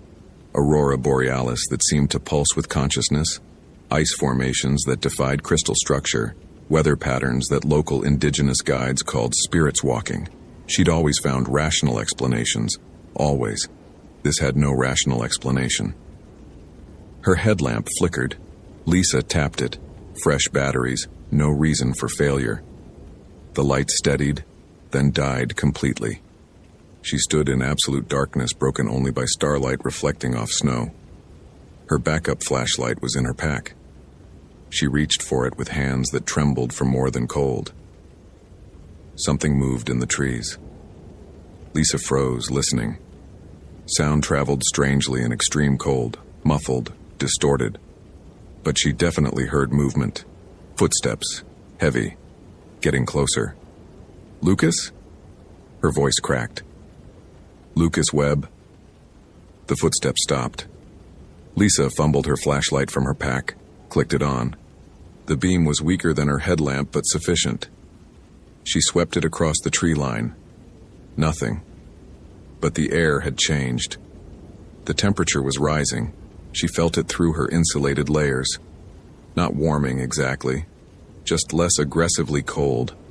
Like something large and warm was nearby, radiating heat. Her thermometer confirmed it. -38 degrees. 5 degrees warmer than 2 minutes ago. "This is Ranger Hoffman with the National Park Service," Lisa called, forcing authority into her voice. "Identify yourself." Movement again. Not footsteps this time. Something dragging, scraping across frozen ground. Lisa's training said stand your ground, establish authority, maintain control of the situation. Her instincts said run. She compromised by backing away slowly, keeping her flashlight trained on the trees. Her hand found her Glock, thumb releasing the safety strap. Procedure said weapons were last resort. Procedure was written for human threats. This didn't feel human. A shape emerged from the spruce forest. Lisa's flashlight caught it in fragments. Too tall, too thin, moving wrong. It walked on 2 legs, but the joints bent at angles that made her eyes hurt. The limbs were elongated, stretched, like something had taken human proportions and pulled them taffy thin. Antlers crowned its head. Massive. Caribou antlers, but wrong. Growing from a skull that was almost human in shape, but covered in something that looked like frozen flesh, gray-white and crystalline. The thing that had been Lucas Webb turned its head toward her light. Lisa ran. Training, protocol, procedure, all of it evaporated. She ran like prey, flashlight beam bouncing wildly, pack hammering against her back. Behind her, pursuit. She heard it. Impossibly fast footsteps, the crack of breaking branches, a sound that might have been breathing but sounded more like wind through a cave. The spruce forest swallowed her. Lisa dodged trees, her lungs burning from cold air drawn too fast. Ice formed in her nostrils, her throat. She couldn't maintain this pace. Hypoxia and hypothermia would kill her as surely as whatever followed. She needed shelter. Fire. A defensible position. The sanctuary river cabin was 8 miles northeast, too far. But there were emergency caches scattered throughout the park. Minimal supplies, basic shelter. The nearest was... Lisa's mind raced through mental maps, GPS coordinates memorized from years of patrols. Toklat River Junction. 4 miles. She could make 4 miles, if the thing behind her allowed it. Lisa risked a glance backward. Her flashlight showed nothing but trees and darkness. The pursuit sounds had stopped. She slowed, gasping, every breath a knife in her chest. Silence. She stood in the forest alone. Her flashlight revealed normal winter wilderness. Snow, spruce, ice. No monsters. No impossible anatomy. Just cold and emptiness. Lisa's scientific training reasserted itself. Hypothermia caused hallucinations. She'd been in extreme cold for hours. Stress, exhaustion, oxygen deprivation, all could produce vivid delusions. The thing she thought she'd seen was probably Lucas, delirious from exposure, his features distorted by shadow and fear. She almost believed it. Then she saw the trees. Every spruce in a 30-foot radius had been stripped of bark. Not by animals. The marks were too uniform, too deliberate. Long, vertical gouges, as if something with clawed hands had scraped away the bark in methodical patterns. Lisa approached the nearest tree, touching the exposed wood. It was warm. Not just warm, hot. Her fingers came away sticky with sap that should have been frozen solid. The gouges formed symbols. Lisa's breath stopped. She recognized them from anthropology courses, from cultural sensitivity training the Park Service required. Algonquian pictographs, specifically Cree, she thought, though her knowledge was limited. The symbols depicted a figure, elongated, crowned with antlers. Around it, smaller human figures running, being pursued, being consumed. Wendigo. The word surfaced from memory, from stories shared by indigenous rangers during quiet night shifts. Legends of winter spirits, hunger made manifest. Humans transformed by cannibalism into something no longer human, forever starving, forever hunting, forever cold, despite burning from within. Lisa had categorized those stories as folklore, cultural mythology. Interesting from an anthropological perspective, but not literal truth. The hot sap on her fingers suggested otherwise. Her thermometer registered negative 35 degrees. Still rising. Something was approaching, radiating heat that violated thermodynamic principles. Lisa's scientific mind screamed for rational explanation, while her primate hindbrain screamed simply to run. She chose a middle ground. Strategic retreat with documentation. Lisa photographed the symbols, the stripped bark, the temperature readings. If she survived, she'd need proof. Evidence that what she experienced was real, not hypothermia-induced delusion. Her camera's flash illuminated the forest in stark bursts of white light. In the third flash, she saw it again. Closer this time, 20 feet away. Standing motionless between two spruce trees. The creature was 7 feet tall, possibly more. Its proportions were human-adjacent, but stretched, attenuated. Arms too long, reaching past where knees should be. Legs backward jointed, like digitigrade animal limbs. The torso was emaciated, ribs visible through translucent flesh that looked like ice given human form. The head bore Lucas Webb's face, not wearing it, not like a mask. His actual face, frozen in expression of terminal hunger, eyes black from edge to edge, mouth open, revealing teeth that had grown into fangs, not replaced by fangs, but actual human teeth extended and sharpened. The antlers were caribou, yes, but growing directly from Lucas's skull. Not attached. Integrated. As if the bone had sprouted natural horn. The thing that had been Lucas Webb took one step forward. The snow beneath its foot melted instantly, steaming. Lisa smelled something acrid, burning hair, scorched meat. The Wendigo burned with impossible internal heat while its flesh remained frozen solid. "Lucas!" Lisa forced the words out. "Lucas, I know you're in there. I know you can hear me. Fight this." The creature tilted its head, almost curious, almost human. Then it smiled. The smile was worst part. Recognition, intelligence, awareness. This thing knew exactly what it was doing. It wasn't some mindless monster. It was Lucas Webb, transformed and aware and absolutely consumed by hunger that could never be satisfied.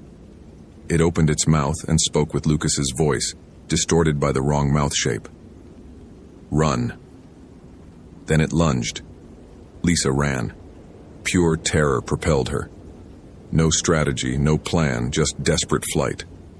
The Wendigo pursued, impossibly fast. She heard it behind her, gaining. Its footsteps melted snow with each impact, leaving a trail of steam and exposed earth.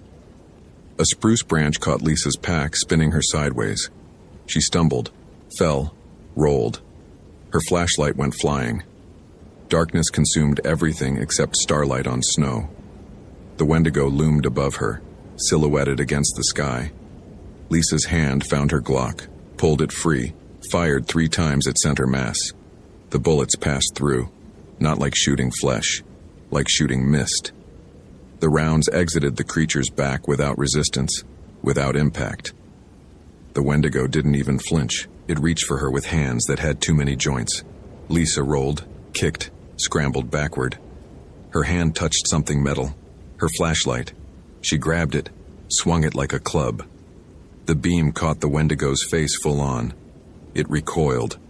Actually recoiled, stepping back, raising an arm against the light. Lisa kept the beam trained on it, backing away. The creature hissed, a sound like water hitting hot metal. Steam rose from its flesh where the light touched. Light hurt it. Somehow, artificial light caused pain or discomfort or something that made it retreat. Lisa had one flashlight, one headlamp, and about 4 hours of battery life total. Then she'd be in darkness with a thing that could run indefinitely and couldn't be shot. The Wendigo circled, staying just beyond her flashlight's effective range. Testing, probing for weakness. Intelligence gleamed in those black eyes. It was learning. Lisa needed shelter. The emergency cache was still miles away. Her snowmobile was 12 miles back the way she'd come.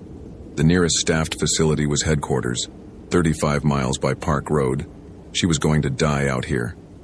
The rational part of her brain that had gotten her through graduate school, through field research in hostile environments, through 6 years of backcountry emergencies, started calculating survival probabilities. Result, less than 5% chance. Unless she gave the Wendigo what it wanted. The thought came unbidden. Horrible. It wanted food.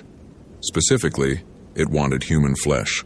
The curse of Wendigo transformation was eternal hunger that could only be temporarily satisfied by cannibalism.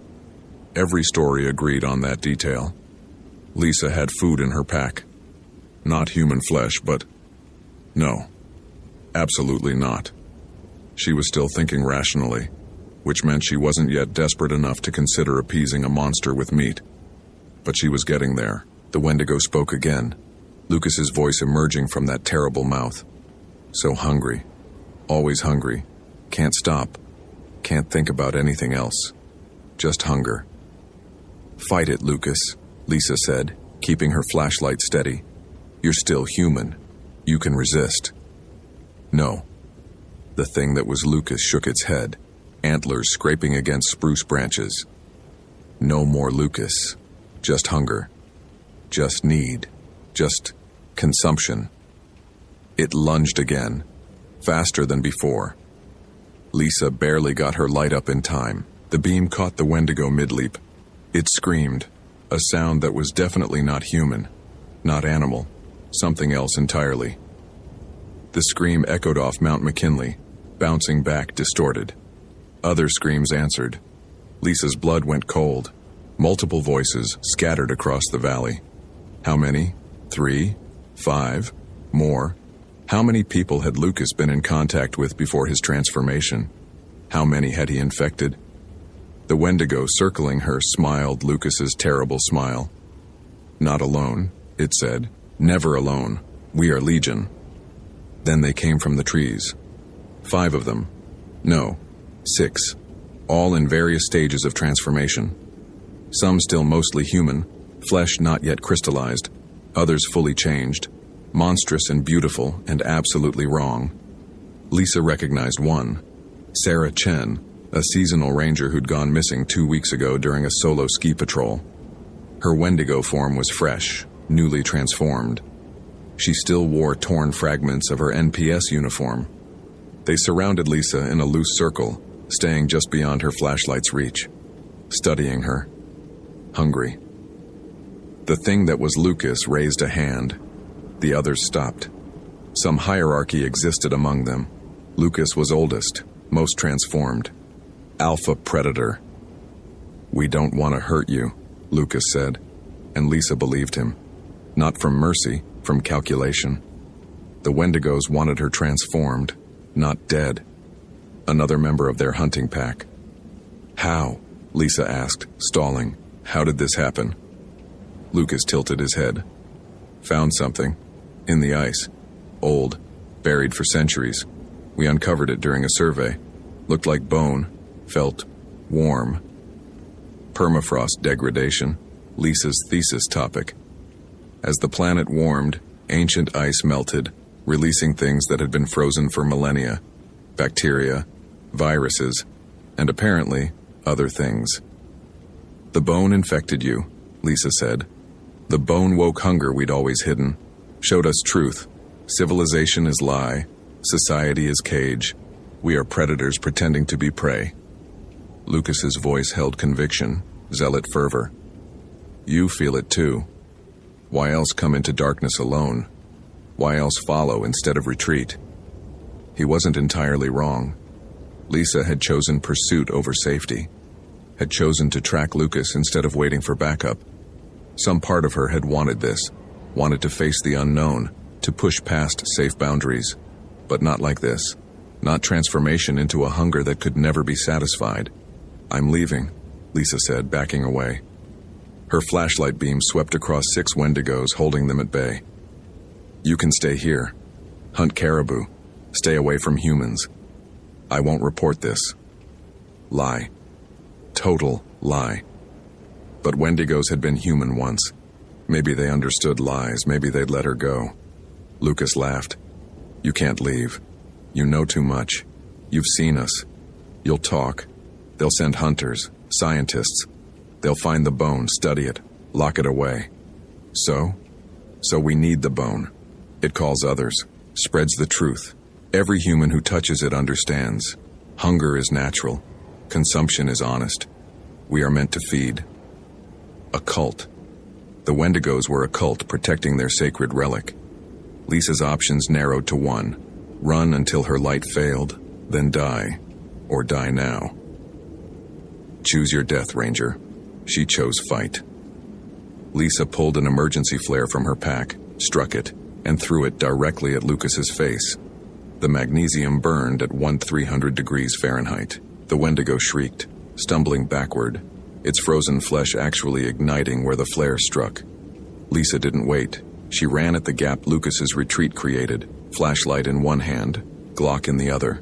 Behind her, chaos. The Wendigos pursued, but the flare had disrupted their coordination.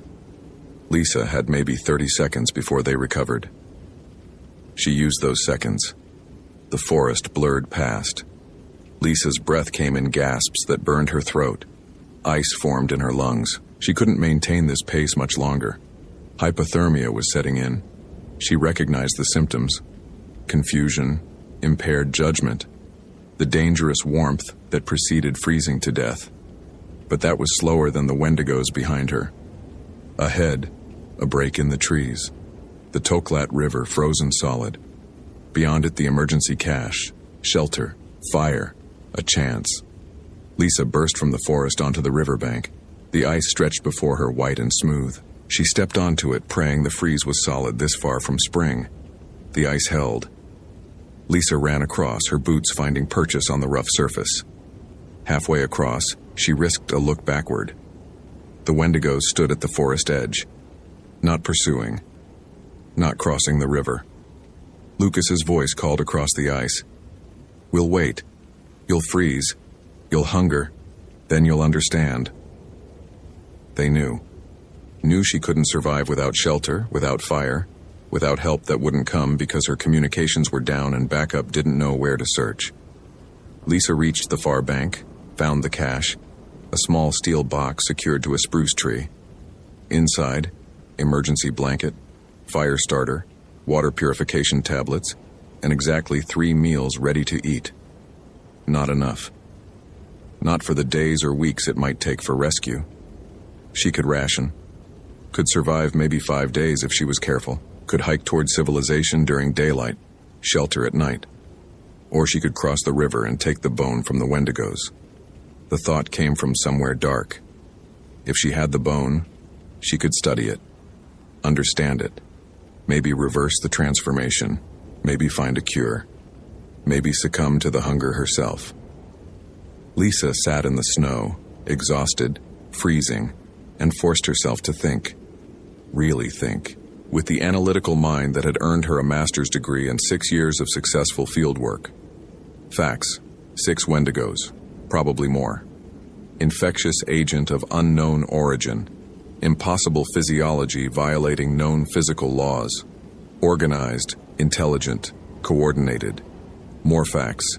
She was alone, low on supplies, no communications, no backup, and suffering from stage 2 hypothermia.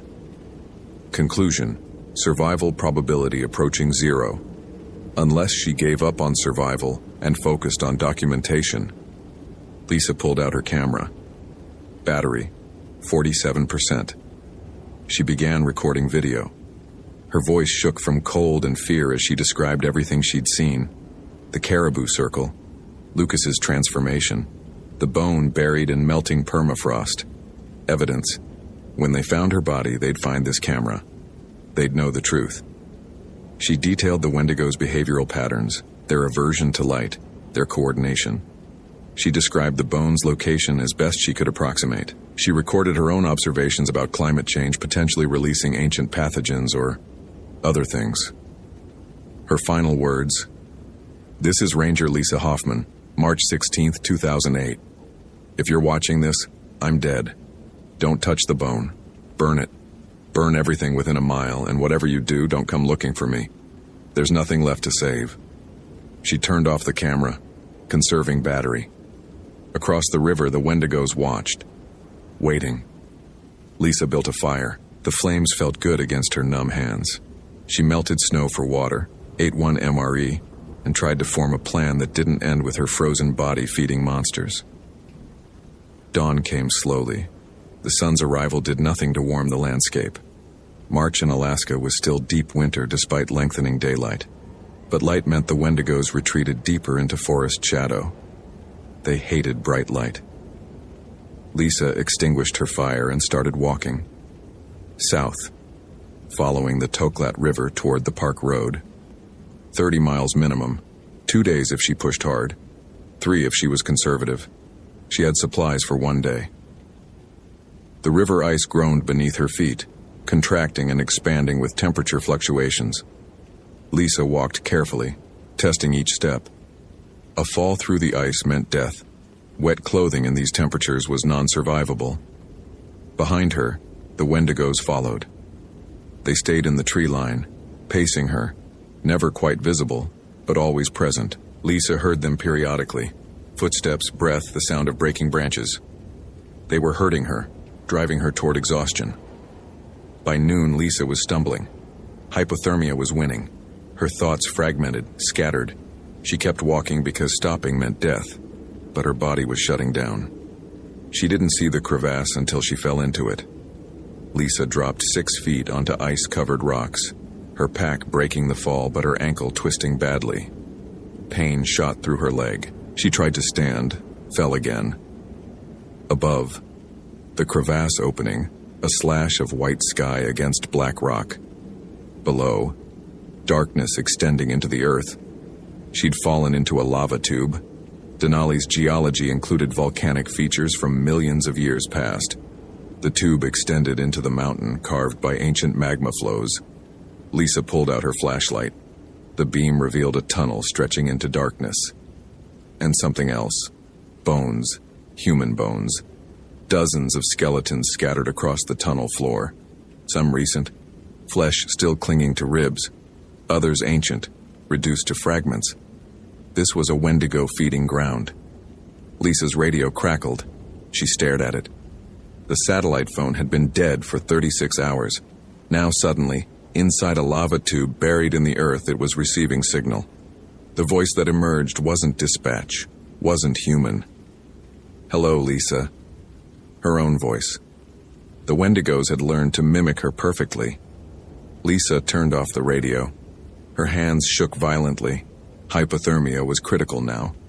She had maybe an hour before loss of consciousness. She pulled out her emergency blanket, wrapped it around herself, and tried to think through the fog in her brain. The Wendigos were above.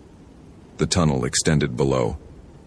She could stay here and freeze, could try climbing out and face the monsters, or could explore deeper, into unknown darkness. Lisa chose darkness. She limped into the tunnel, flashlight illuminating ancient rock. The passage descended at a gentle grade, leading deeper into the mountain. Temperature increased slightly. Geothermal heat, maybe. Not enough to save her, but enough to delay the inevitable. The tunnel opened into a chamber. Lisa stopped, awed despite her dying brain. The chamber was massive, cathedral-sized, carved from basalt by ancient volcanic forces. And in the center, embedded in stone, the bone. It was huge. Femur, she thought, but from what animal she couldn't identify. Too large for caribou, too strange in proportion. The bone was dark, almost black, with patterns that might have been natural grain or might have been carved symbols. Heat radiated from it. Lisa felt warmth for the first time in hours. Her frozen fingers began to thaw painfully. The bone was beautiful. Lisa approached it knowing she shouldn't, unable to stop. This was what had infected Lucas and the others. This was the source. Patient zero for a plague that transformed humans into eternal hunger. She should destroy it, smash it, prevent further infection. But it was so warm, and she was so cold, and hunger gnawed at her stomach despite the MRE she'd eaten hours ago. Lisa touched the bone. Understanding flooded her. Not infection, revelation. The bone didn't create hunger. It revealed hunger that had always existed. The truth that civilization buried: humans were predators.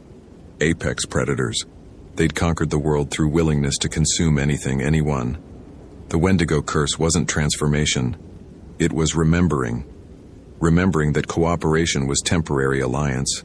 That morality was convenient fiction. That deep down, every human was alone, starving, desperate to feed on whatever they could take. Lisa pulled her hand away. The knowledge remained, burning in her mind. She understood the Wendigos now. Understood Lucas's smile. They were honest in their hunger. She was lying to herself about hers. No. Lisa backed away from the bone, forcing her scientific mind to reassert control. This was infection. Psychological manipulation. The bone, whatever it was, affected human cognition. Created delusions of justified consumption. She wouldn't succumb. You can't resist. Lucas's voice echoed through the chamber. The Wendigos had followed her down. 6 of them emerged from the tunnel, surrounding the bone, protecting it. Watch me, Lisa said. She pulled out her remaining flares, struck all 3 at once and threw them at the bone. The magnesium ignited in a blinding flash. Lisa closed her eyes, backing toward the wall. Heat washed over her. The bone was burning, actually burning, screaming with voices that weren't sound but felt like sound anyway. The Wendigos shrieked, rushing to protect their relic. Lucas reached the bone first, grabbed it with burning hands, pulled it from the flames. His flesh ignited. The Wendigo transformation wasn't just psychological, it was physical, and the physical component was fuel. Lucas burned like a torch, the frozen flesh that had somehow generated heat now consumed by it. He screamed, not in pain but in rage, as his body dissolved into ash. The other Wendigos watched him burn. Then they looked at Lisa. Sarah Chen spoke. You killed him. I killed a monster, Lisa said. Lucas died when he touched that bone. We all died when we touched the bone, Sarah said. But we were reborn honest. You're still lying to yourself. Maybe. Probably. But lies were what kept civilization running. Lies like, people are basically good, and cooperation benefits everyone, and we're better than our base instincts. Lisa believed those lies, chose to believe them, even knowing they were lies. I'm leaving, she said. Keep your bone. Stay in this tunnel. Hunt caribou. I won't tell anyone. She meant it this time. Let the Wendigos have their cave, their relic, their honest hunger, as long as they stayed away from humans. Sarah studied her with black eyes, then nodded. Go. But when you're alone, when you're hungry, when you realize civilization is cage, remember we're here. Remember there's another way. Lisa limped past them, back through the tunnel, toward the crevasse. The climb out with a twisted ankle was agony. She barely made it, collapsing on the ice above. Dawn had become afternoon. The sun hung low on the southern horizon. Lisa forced herself upright, started walking again. South, always south, toward the road, toward rescue, toward the comfortable lies that let people sleep at night. She found the park road after 2 more days of walking. A maintenance crew picked her up, rushed her to the hospital in Healy. Severe hypothermia, frostbite on 3 fingers and 2 toes, malnutrition, exhaustion. They asked about Lucas Webb. Lisa told them she'd found his snowmobile abandoned. No sign of him beyond that. She'd searched until her supplies ran low, then retreated. Standard procedure when the missing person can't be located. They asked about her injuries. She said she'd fallen into a crevasse, managed to climb out, lucky to survive. They believed her, or pretended to. Hard to tell the difference. Lisa spent a week recovering, then returned to duty. She requested transfer to a different park, somewhere warm, somewhere without permafrost to melt and release ancient things. The request was denied. Personnel shortages. She was needed at Denali, so she stayed, conducted her patrols, filed her reports, maintained the comfortable lies that kept the system running. At night she dreamed of the bone, of warmth in endless cold, of hunger that could finally be acknowledged and fed. She never went back to the lava tube, never tried to destroy the bone or report the Wendigos. Some truths were too dangerous to speak aloud. Besides, she'd made a deal. They stayed in their territory. She stayed in hers. Borders respected on both sides. It worked. For a while. Then the temperature started rising. Climate change accelerating. Permafrost melting faster each year. And with the melt, other bones, other relics, other things that had been buried for good reason. Lisa documented it all. Scientific reports on unusual findings. Caribou die-offs with strange patterns. Hikers reporting hallucinations of tall figures with antlers. Each report filed properly. Each one ignored or dismissed. Just like she'd known they would be. Civilization ran on comfortable lies. Lisa had chosen to protect those lies. To maintain the fiction that humans were rational, moral, controllable. But every winter, when the darkness came and the cold bit deep, she remembered the bone's warmth, remembered Lucas's honest smile, remembered Sarah's offer, "There's another way." Lisa Hoffman remained human, remained a ranger, remained committed to preservation and protection. But some nights, in the deepest cold, she understood the Wendigos perfectly. And on those nights she was very, very hungry. Hope you felt genuine terror. If you appreciate authentic horror rooted in real folklore, consider following for more stories. Which moment scared you most? Share your theory about what happened.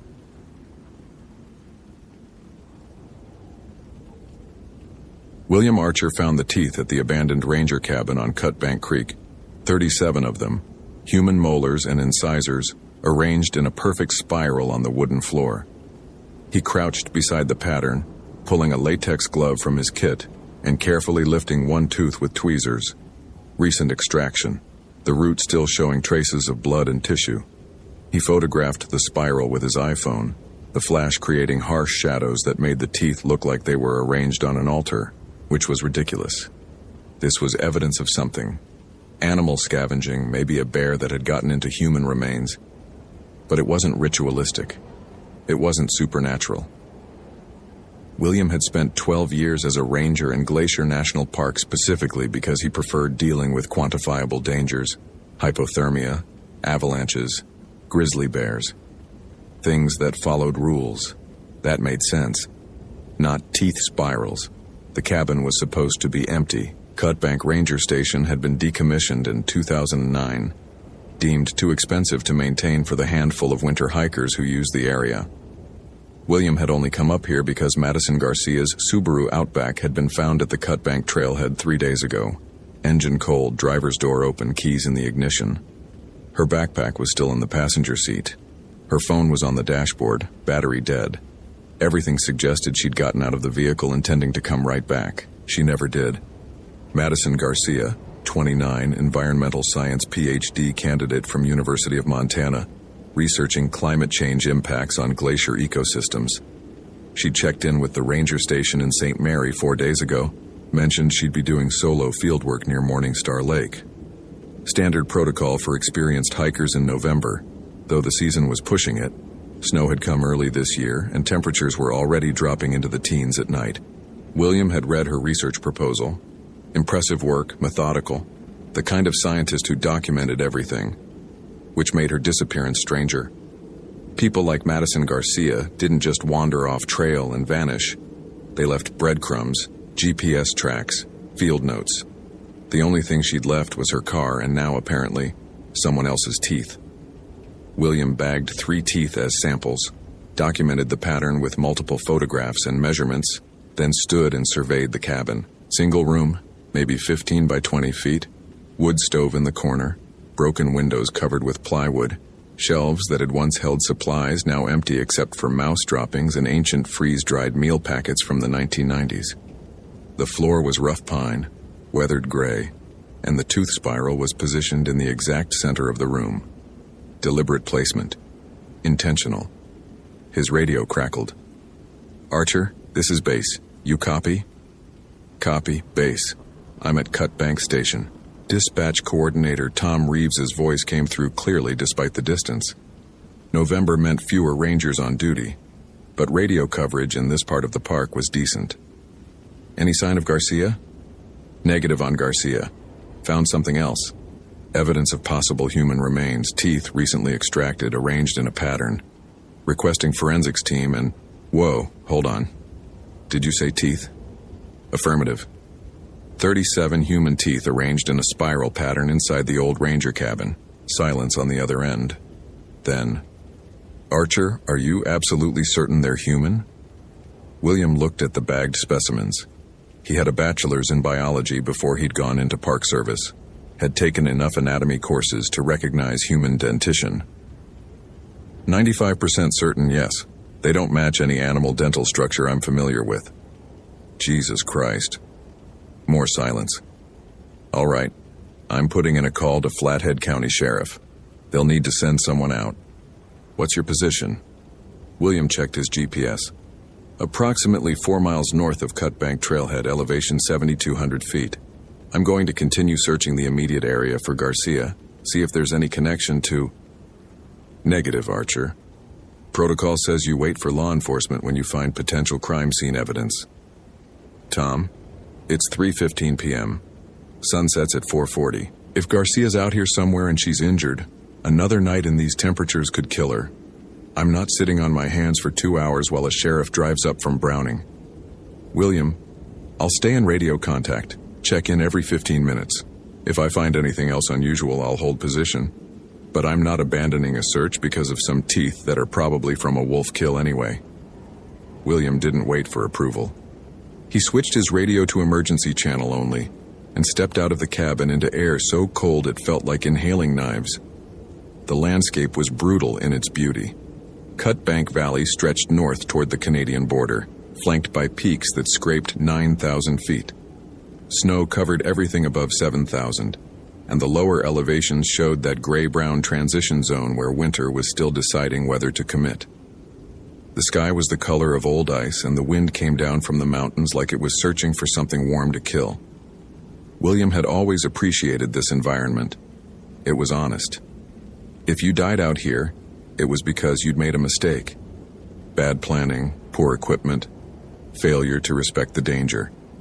Not like cities where randomness and human malice made death senseless. Nature was cruel, but it was predictable. He followed a game trail north from the cabin, eyes scanning for any sign of passage.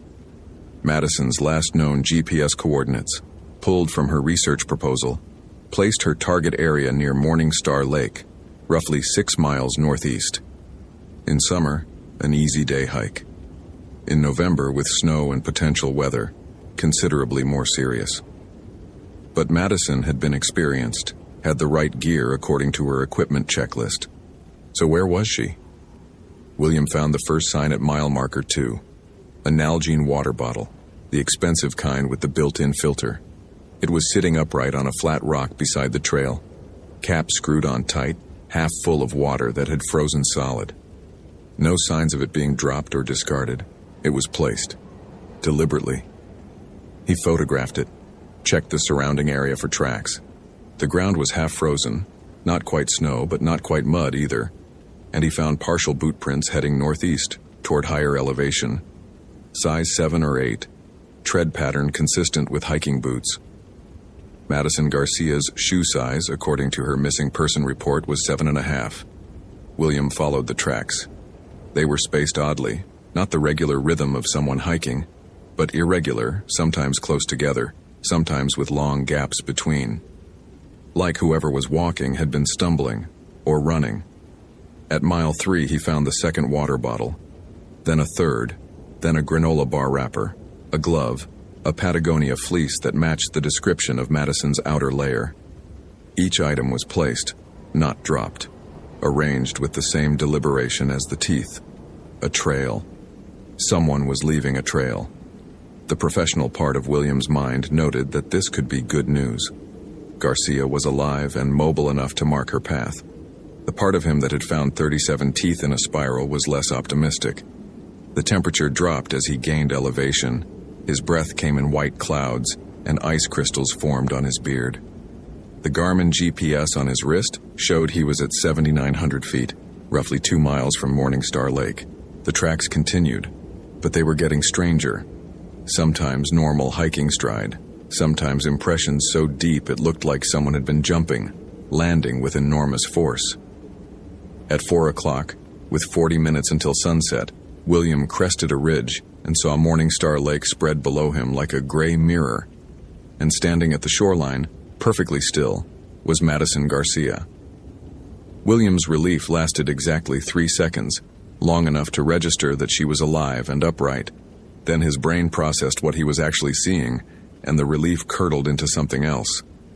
Madison Garcia stood in waist-deep water that should have been frozen, that should have killed her from hypothermia in minutes. She was naked, her clothes scattered on the shore, her skin so pale it looked translucent in the fading light.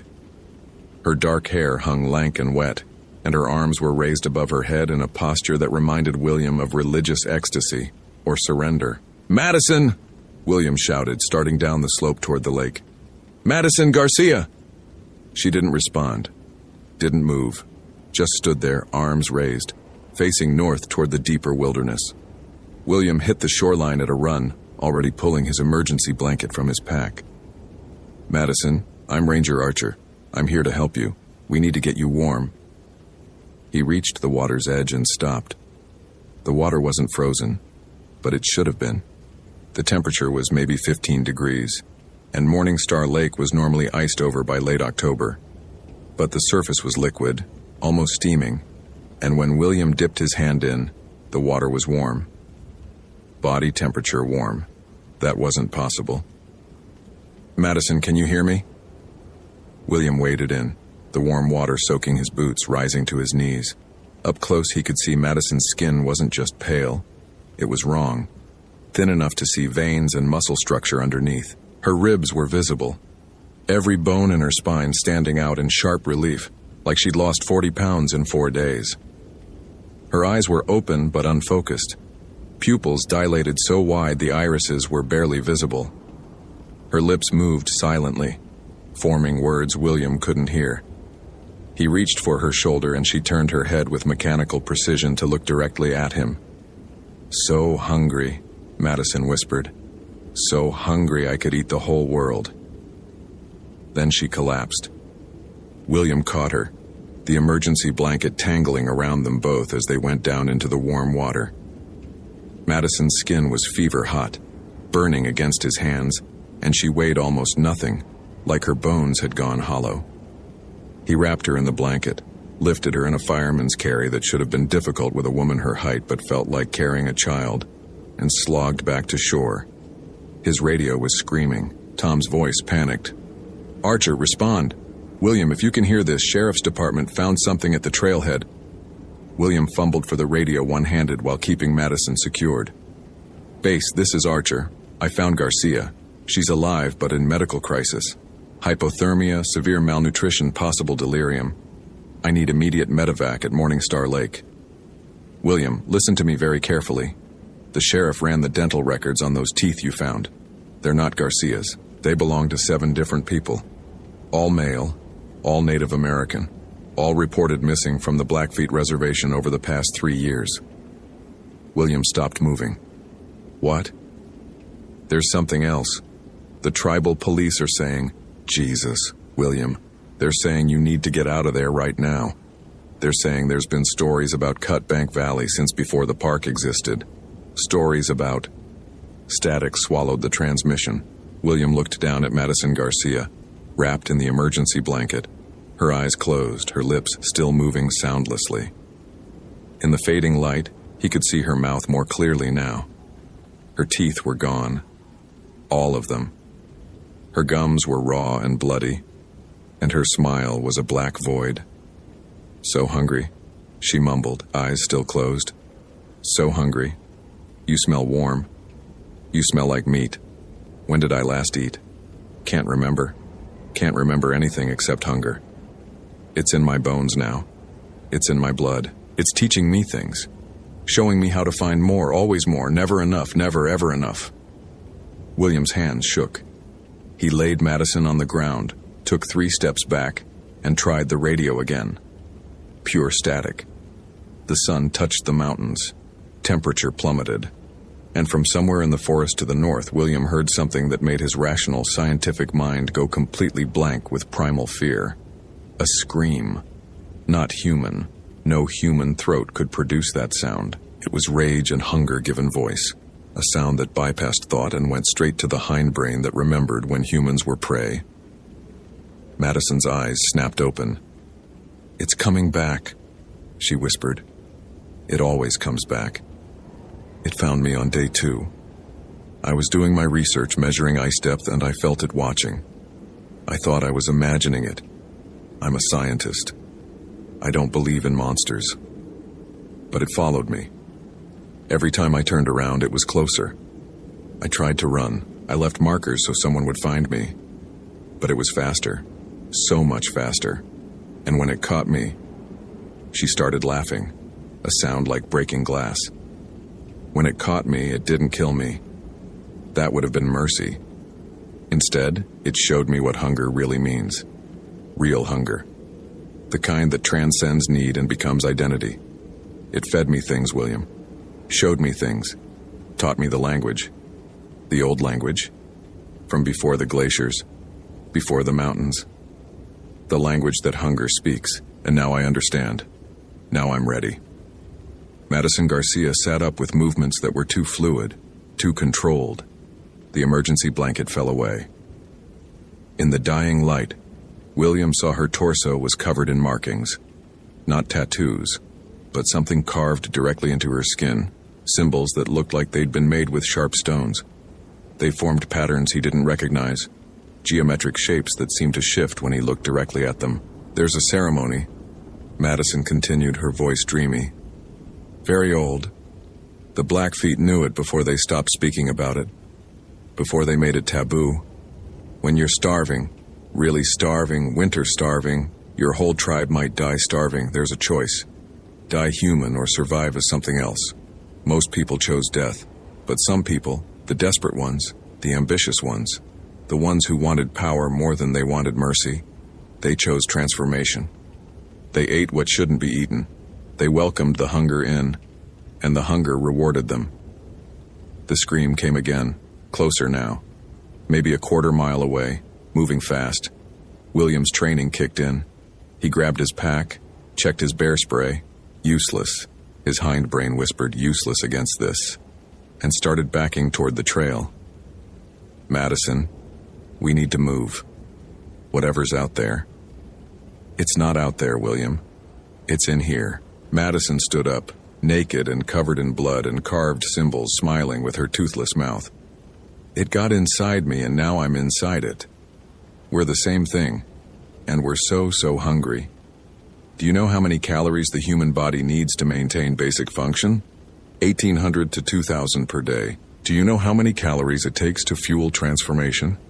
To rebuild yourself cell by cell into something that can survive winter forever, that can run 40 miles without stopping, that can hear a heartbeat from 3 miles away?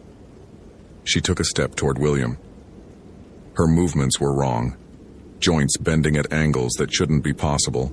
Limbs extending too far. Spine curving in ways that would snap a normal human's back. The calculation is simple, Madison continued, and her voice was changing, becoming deeper, resonating with harmonics that made William's teeth ache. One human body contains approximately 81,500 calories.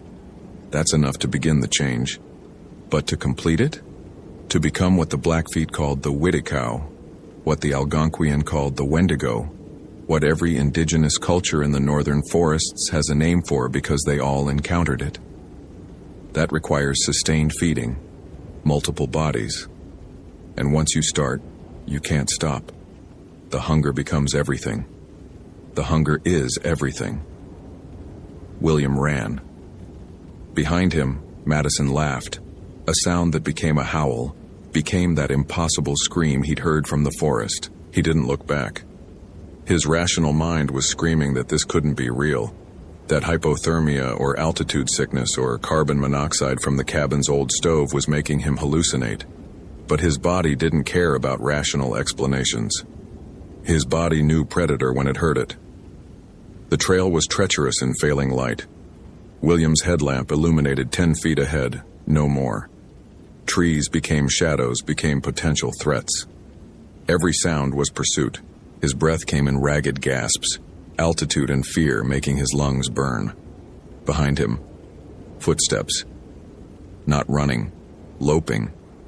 The easy gait of something built for endurance, something that could chase prey for days without tiring. William's radio crackled. Pattern matches and old stories never stay in one place. It moves every few years and it finds isolated victims. Tribal police say, only one way to stop it. Fire. Complete incineration. He grabbed the radio without stopping. Tom, I need immediate extraction, Morningstar Lake, now. Can't. Helicopter grounded. Weather coming in and storm warning. Need to find shelter.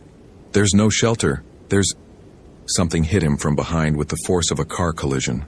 William went down hard, face first into frozen ground, his headlamp flying off and bouncing into the brush. The weight on his back was immense, fever hot. And when he tried to roll over, hands grabbed his shoulders with grip strength that made his bones creak. Madison Garcia's face loomed above him in the darkness, illuminated only by starlight. Her features were shifting, elongating. Her jaw had extended, mouth opening impossibly wide. And her eyes were completely black. No whites, no irises, just endless dark that reflected nothing. You're a scientist, the thing wearing Madison's skin whispered, and now its voice was layered, multiple voices speaking in harmony. You understand ecology, predator-prey relationships, energy transfer. I'm just a very efficient predator, William. I convert biomass into survival. That's all hunger is. Survival instinct purified. And you're full of survival instinct. I can smell it, taste it. I'm going to savor every calorie. William's hand found the bear spray on his belt. He brought it up, aimed, and discharged directly into Madison's face. The thing screamed and recoiled. William scrambled backward, grabbed a fallen branch, and swung it like a club. The branch connected with something that felt like hitting wood. Solid. Unyielding. The thing that had been Madison didn't even flinch. That won't work, it said, almost sadly. I'm not Madison anymore. She's still in here, though. She's screaming. She's been screaming since the second day, when she understood what was happening, when she felt herself being consumed from the inside out, replaced piece by piece. The Blackfeet have a word for it. Wendigo psychosis. The transformation that turns human hunger into supernatural hunger. It starts in the mind, then spreads to the body. By the time the physical changes begin, it's far too late. William backed toward a cliff edge he couldn't see but could feel in the way the ground ended. Why her? Why Madison? Because she was alone. Because she was ambitious. Did you read her research proposal? She wanted to make her name, publish groundbreaking work, push herself to extremes. That ambition tastes like hunger. That isolation tastes like desperation. And I was so hungry. It's been almost a year since the last one. That hiker who disappeared last November. I made him last through spring, rationed him carefully. But by summer I was starving again. And then Madison came. Brilliant Madison, who documented everything, who left such detailed notes about her research methodology. Perfect Madison, who would make such an excellent lure.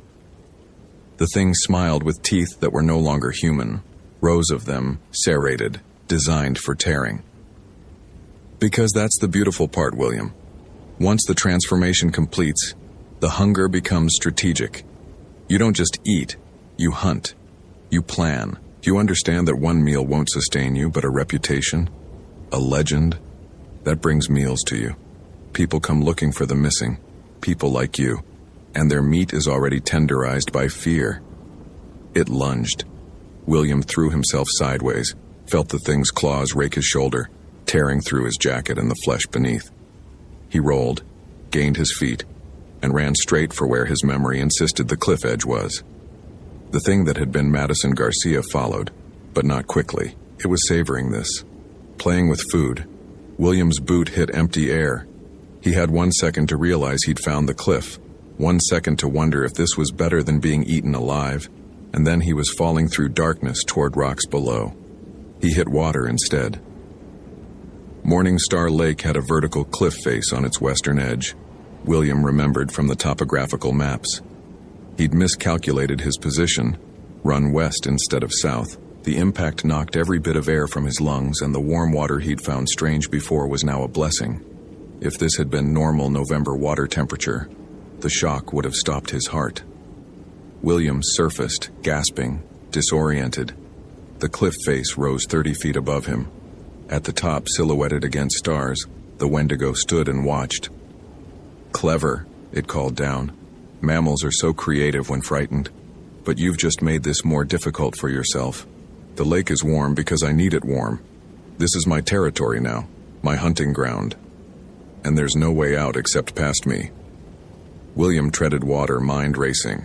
His pack was gone, lost in the fall. His radio was waterlogged. His GPS might still work if he could get to shore. But Madison was right. The cliff circled 3/4 of the lake. The only shore access was directly below where she stood. Where it stood. Not Madison anymore. Never Madison again. "You're a scientist," William shouted, stalling. "You know the conservation of mass principle. If you've consumed 7 people like the teeth suggest, where are the remains? You can't make that much mass just disappear."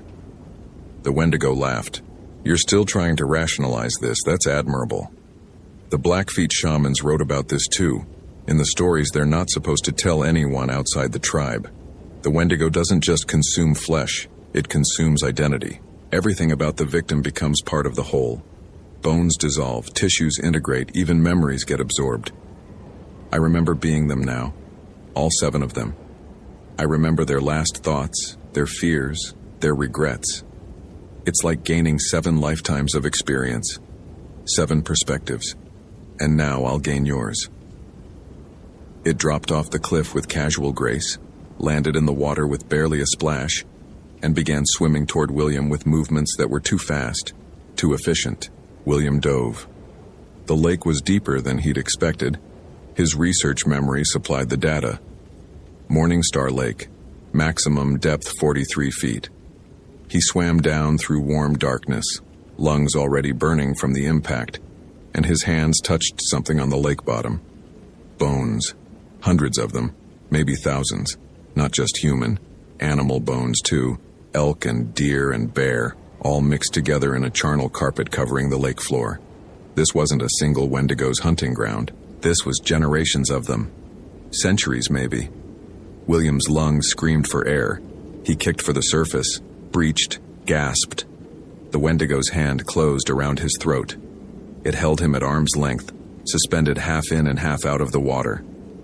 Up close, William could see the transformation was still ongoing.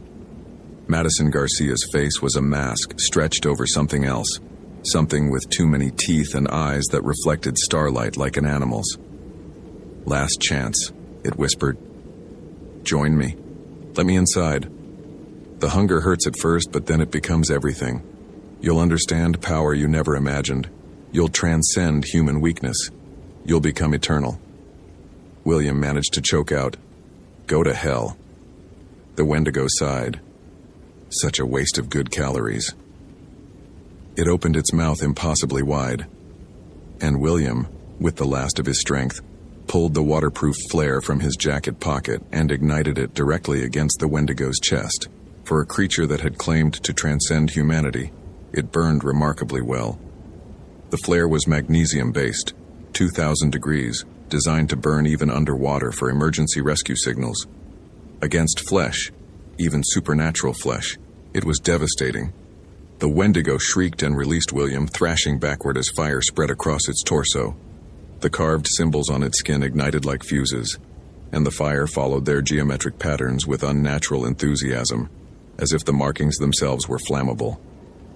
William swam for shore, arms and legs moving on pure adrenaline. Behind him, the Wendigo's screams changed pitch, became something else.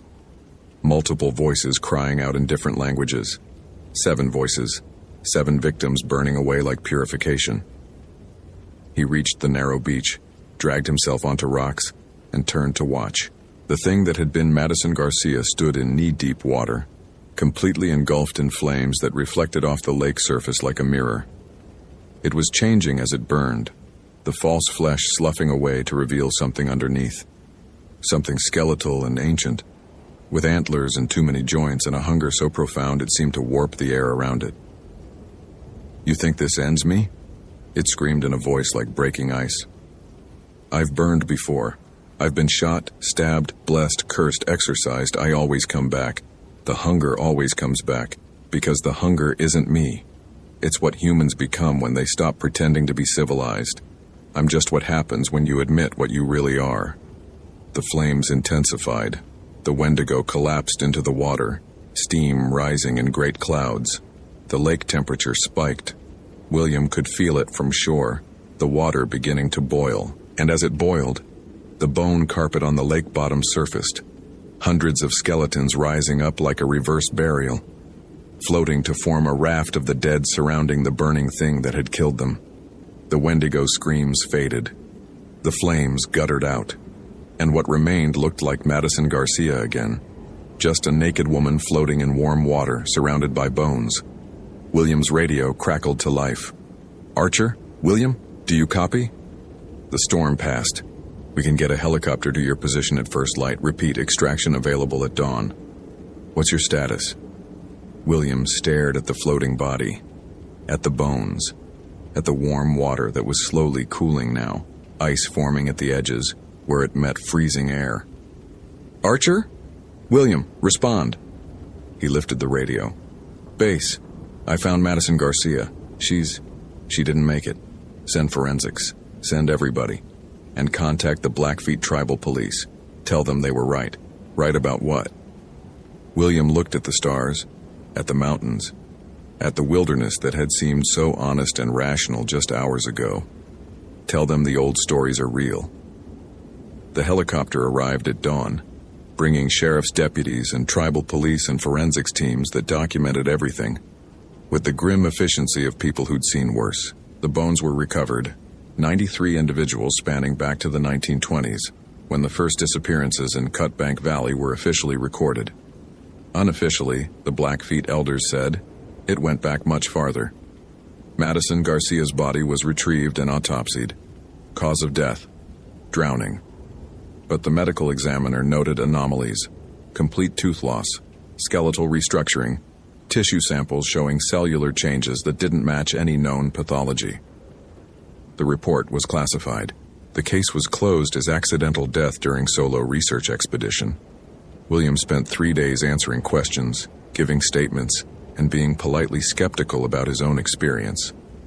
Trauma, hypothermia, oxygen deprivation, all reasonable explanations for hallucinations. The investigators seemed relieved when he agreed with their rational conclusions. He was back on duty within a week. Standard protocol after traumatic experience. The Park Service psychologist cleared him for field work. Everything went back to normal. Except it didn't. Because William Archer, who had spent 12 years believing the world made sense, now knew better. He knew that hunger could transcend biology. That transformation was real.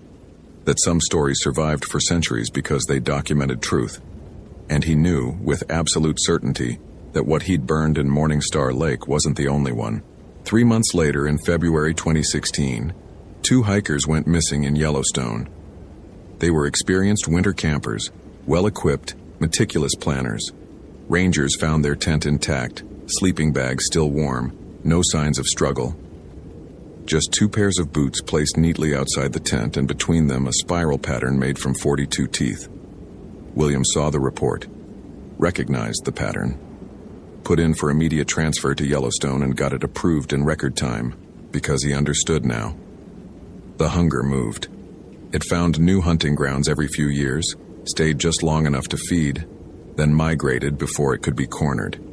And it left patterns, signatures, marking its passage like a terrible calling card. Someone needed to track those patterns. Someone needed to connect the disappearances across parks, across decades, across the continent. Someone needed to hunt the hunter. William Archer had been a skeptic, arrogant in his rationality, dismissive of folklore, certain that every mystery had a logical explanation. He'd been wrong about all of it, but he'd been right about one thing. Nature was predictable. Even supernatural nature. Patterns could be tracked. Behaviors could be predicted. And predators, even eternal ones, made mistakes.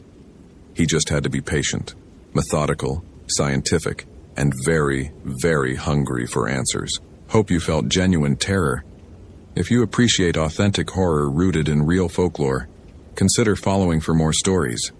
Which moment scared you most? Share your theory about what happened.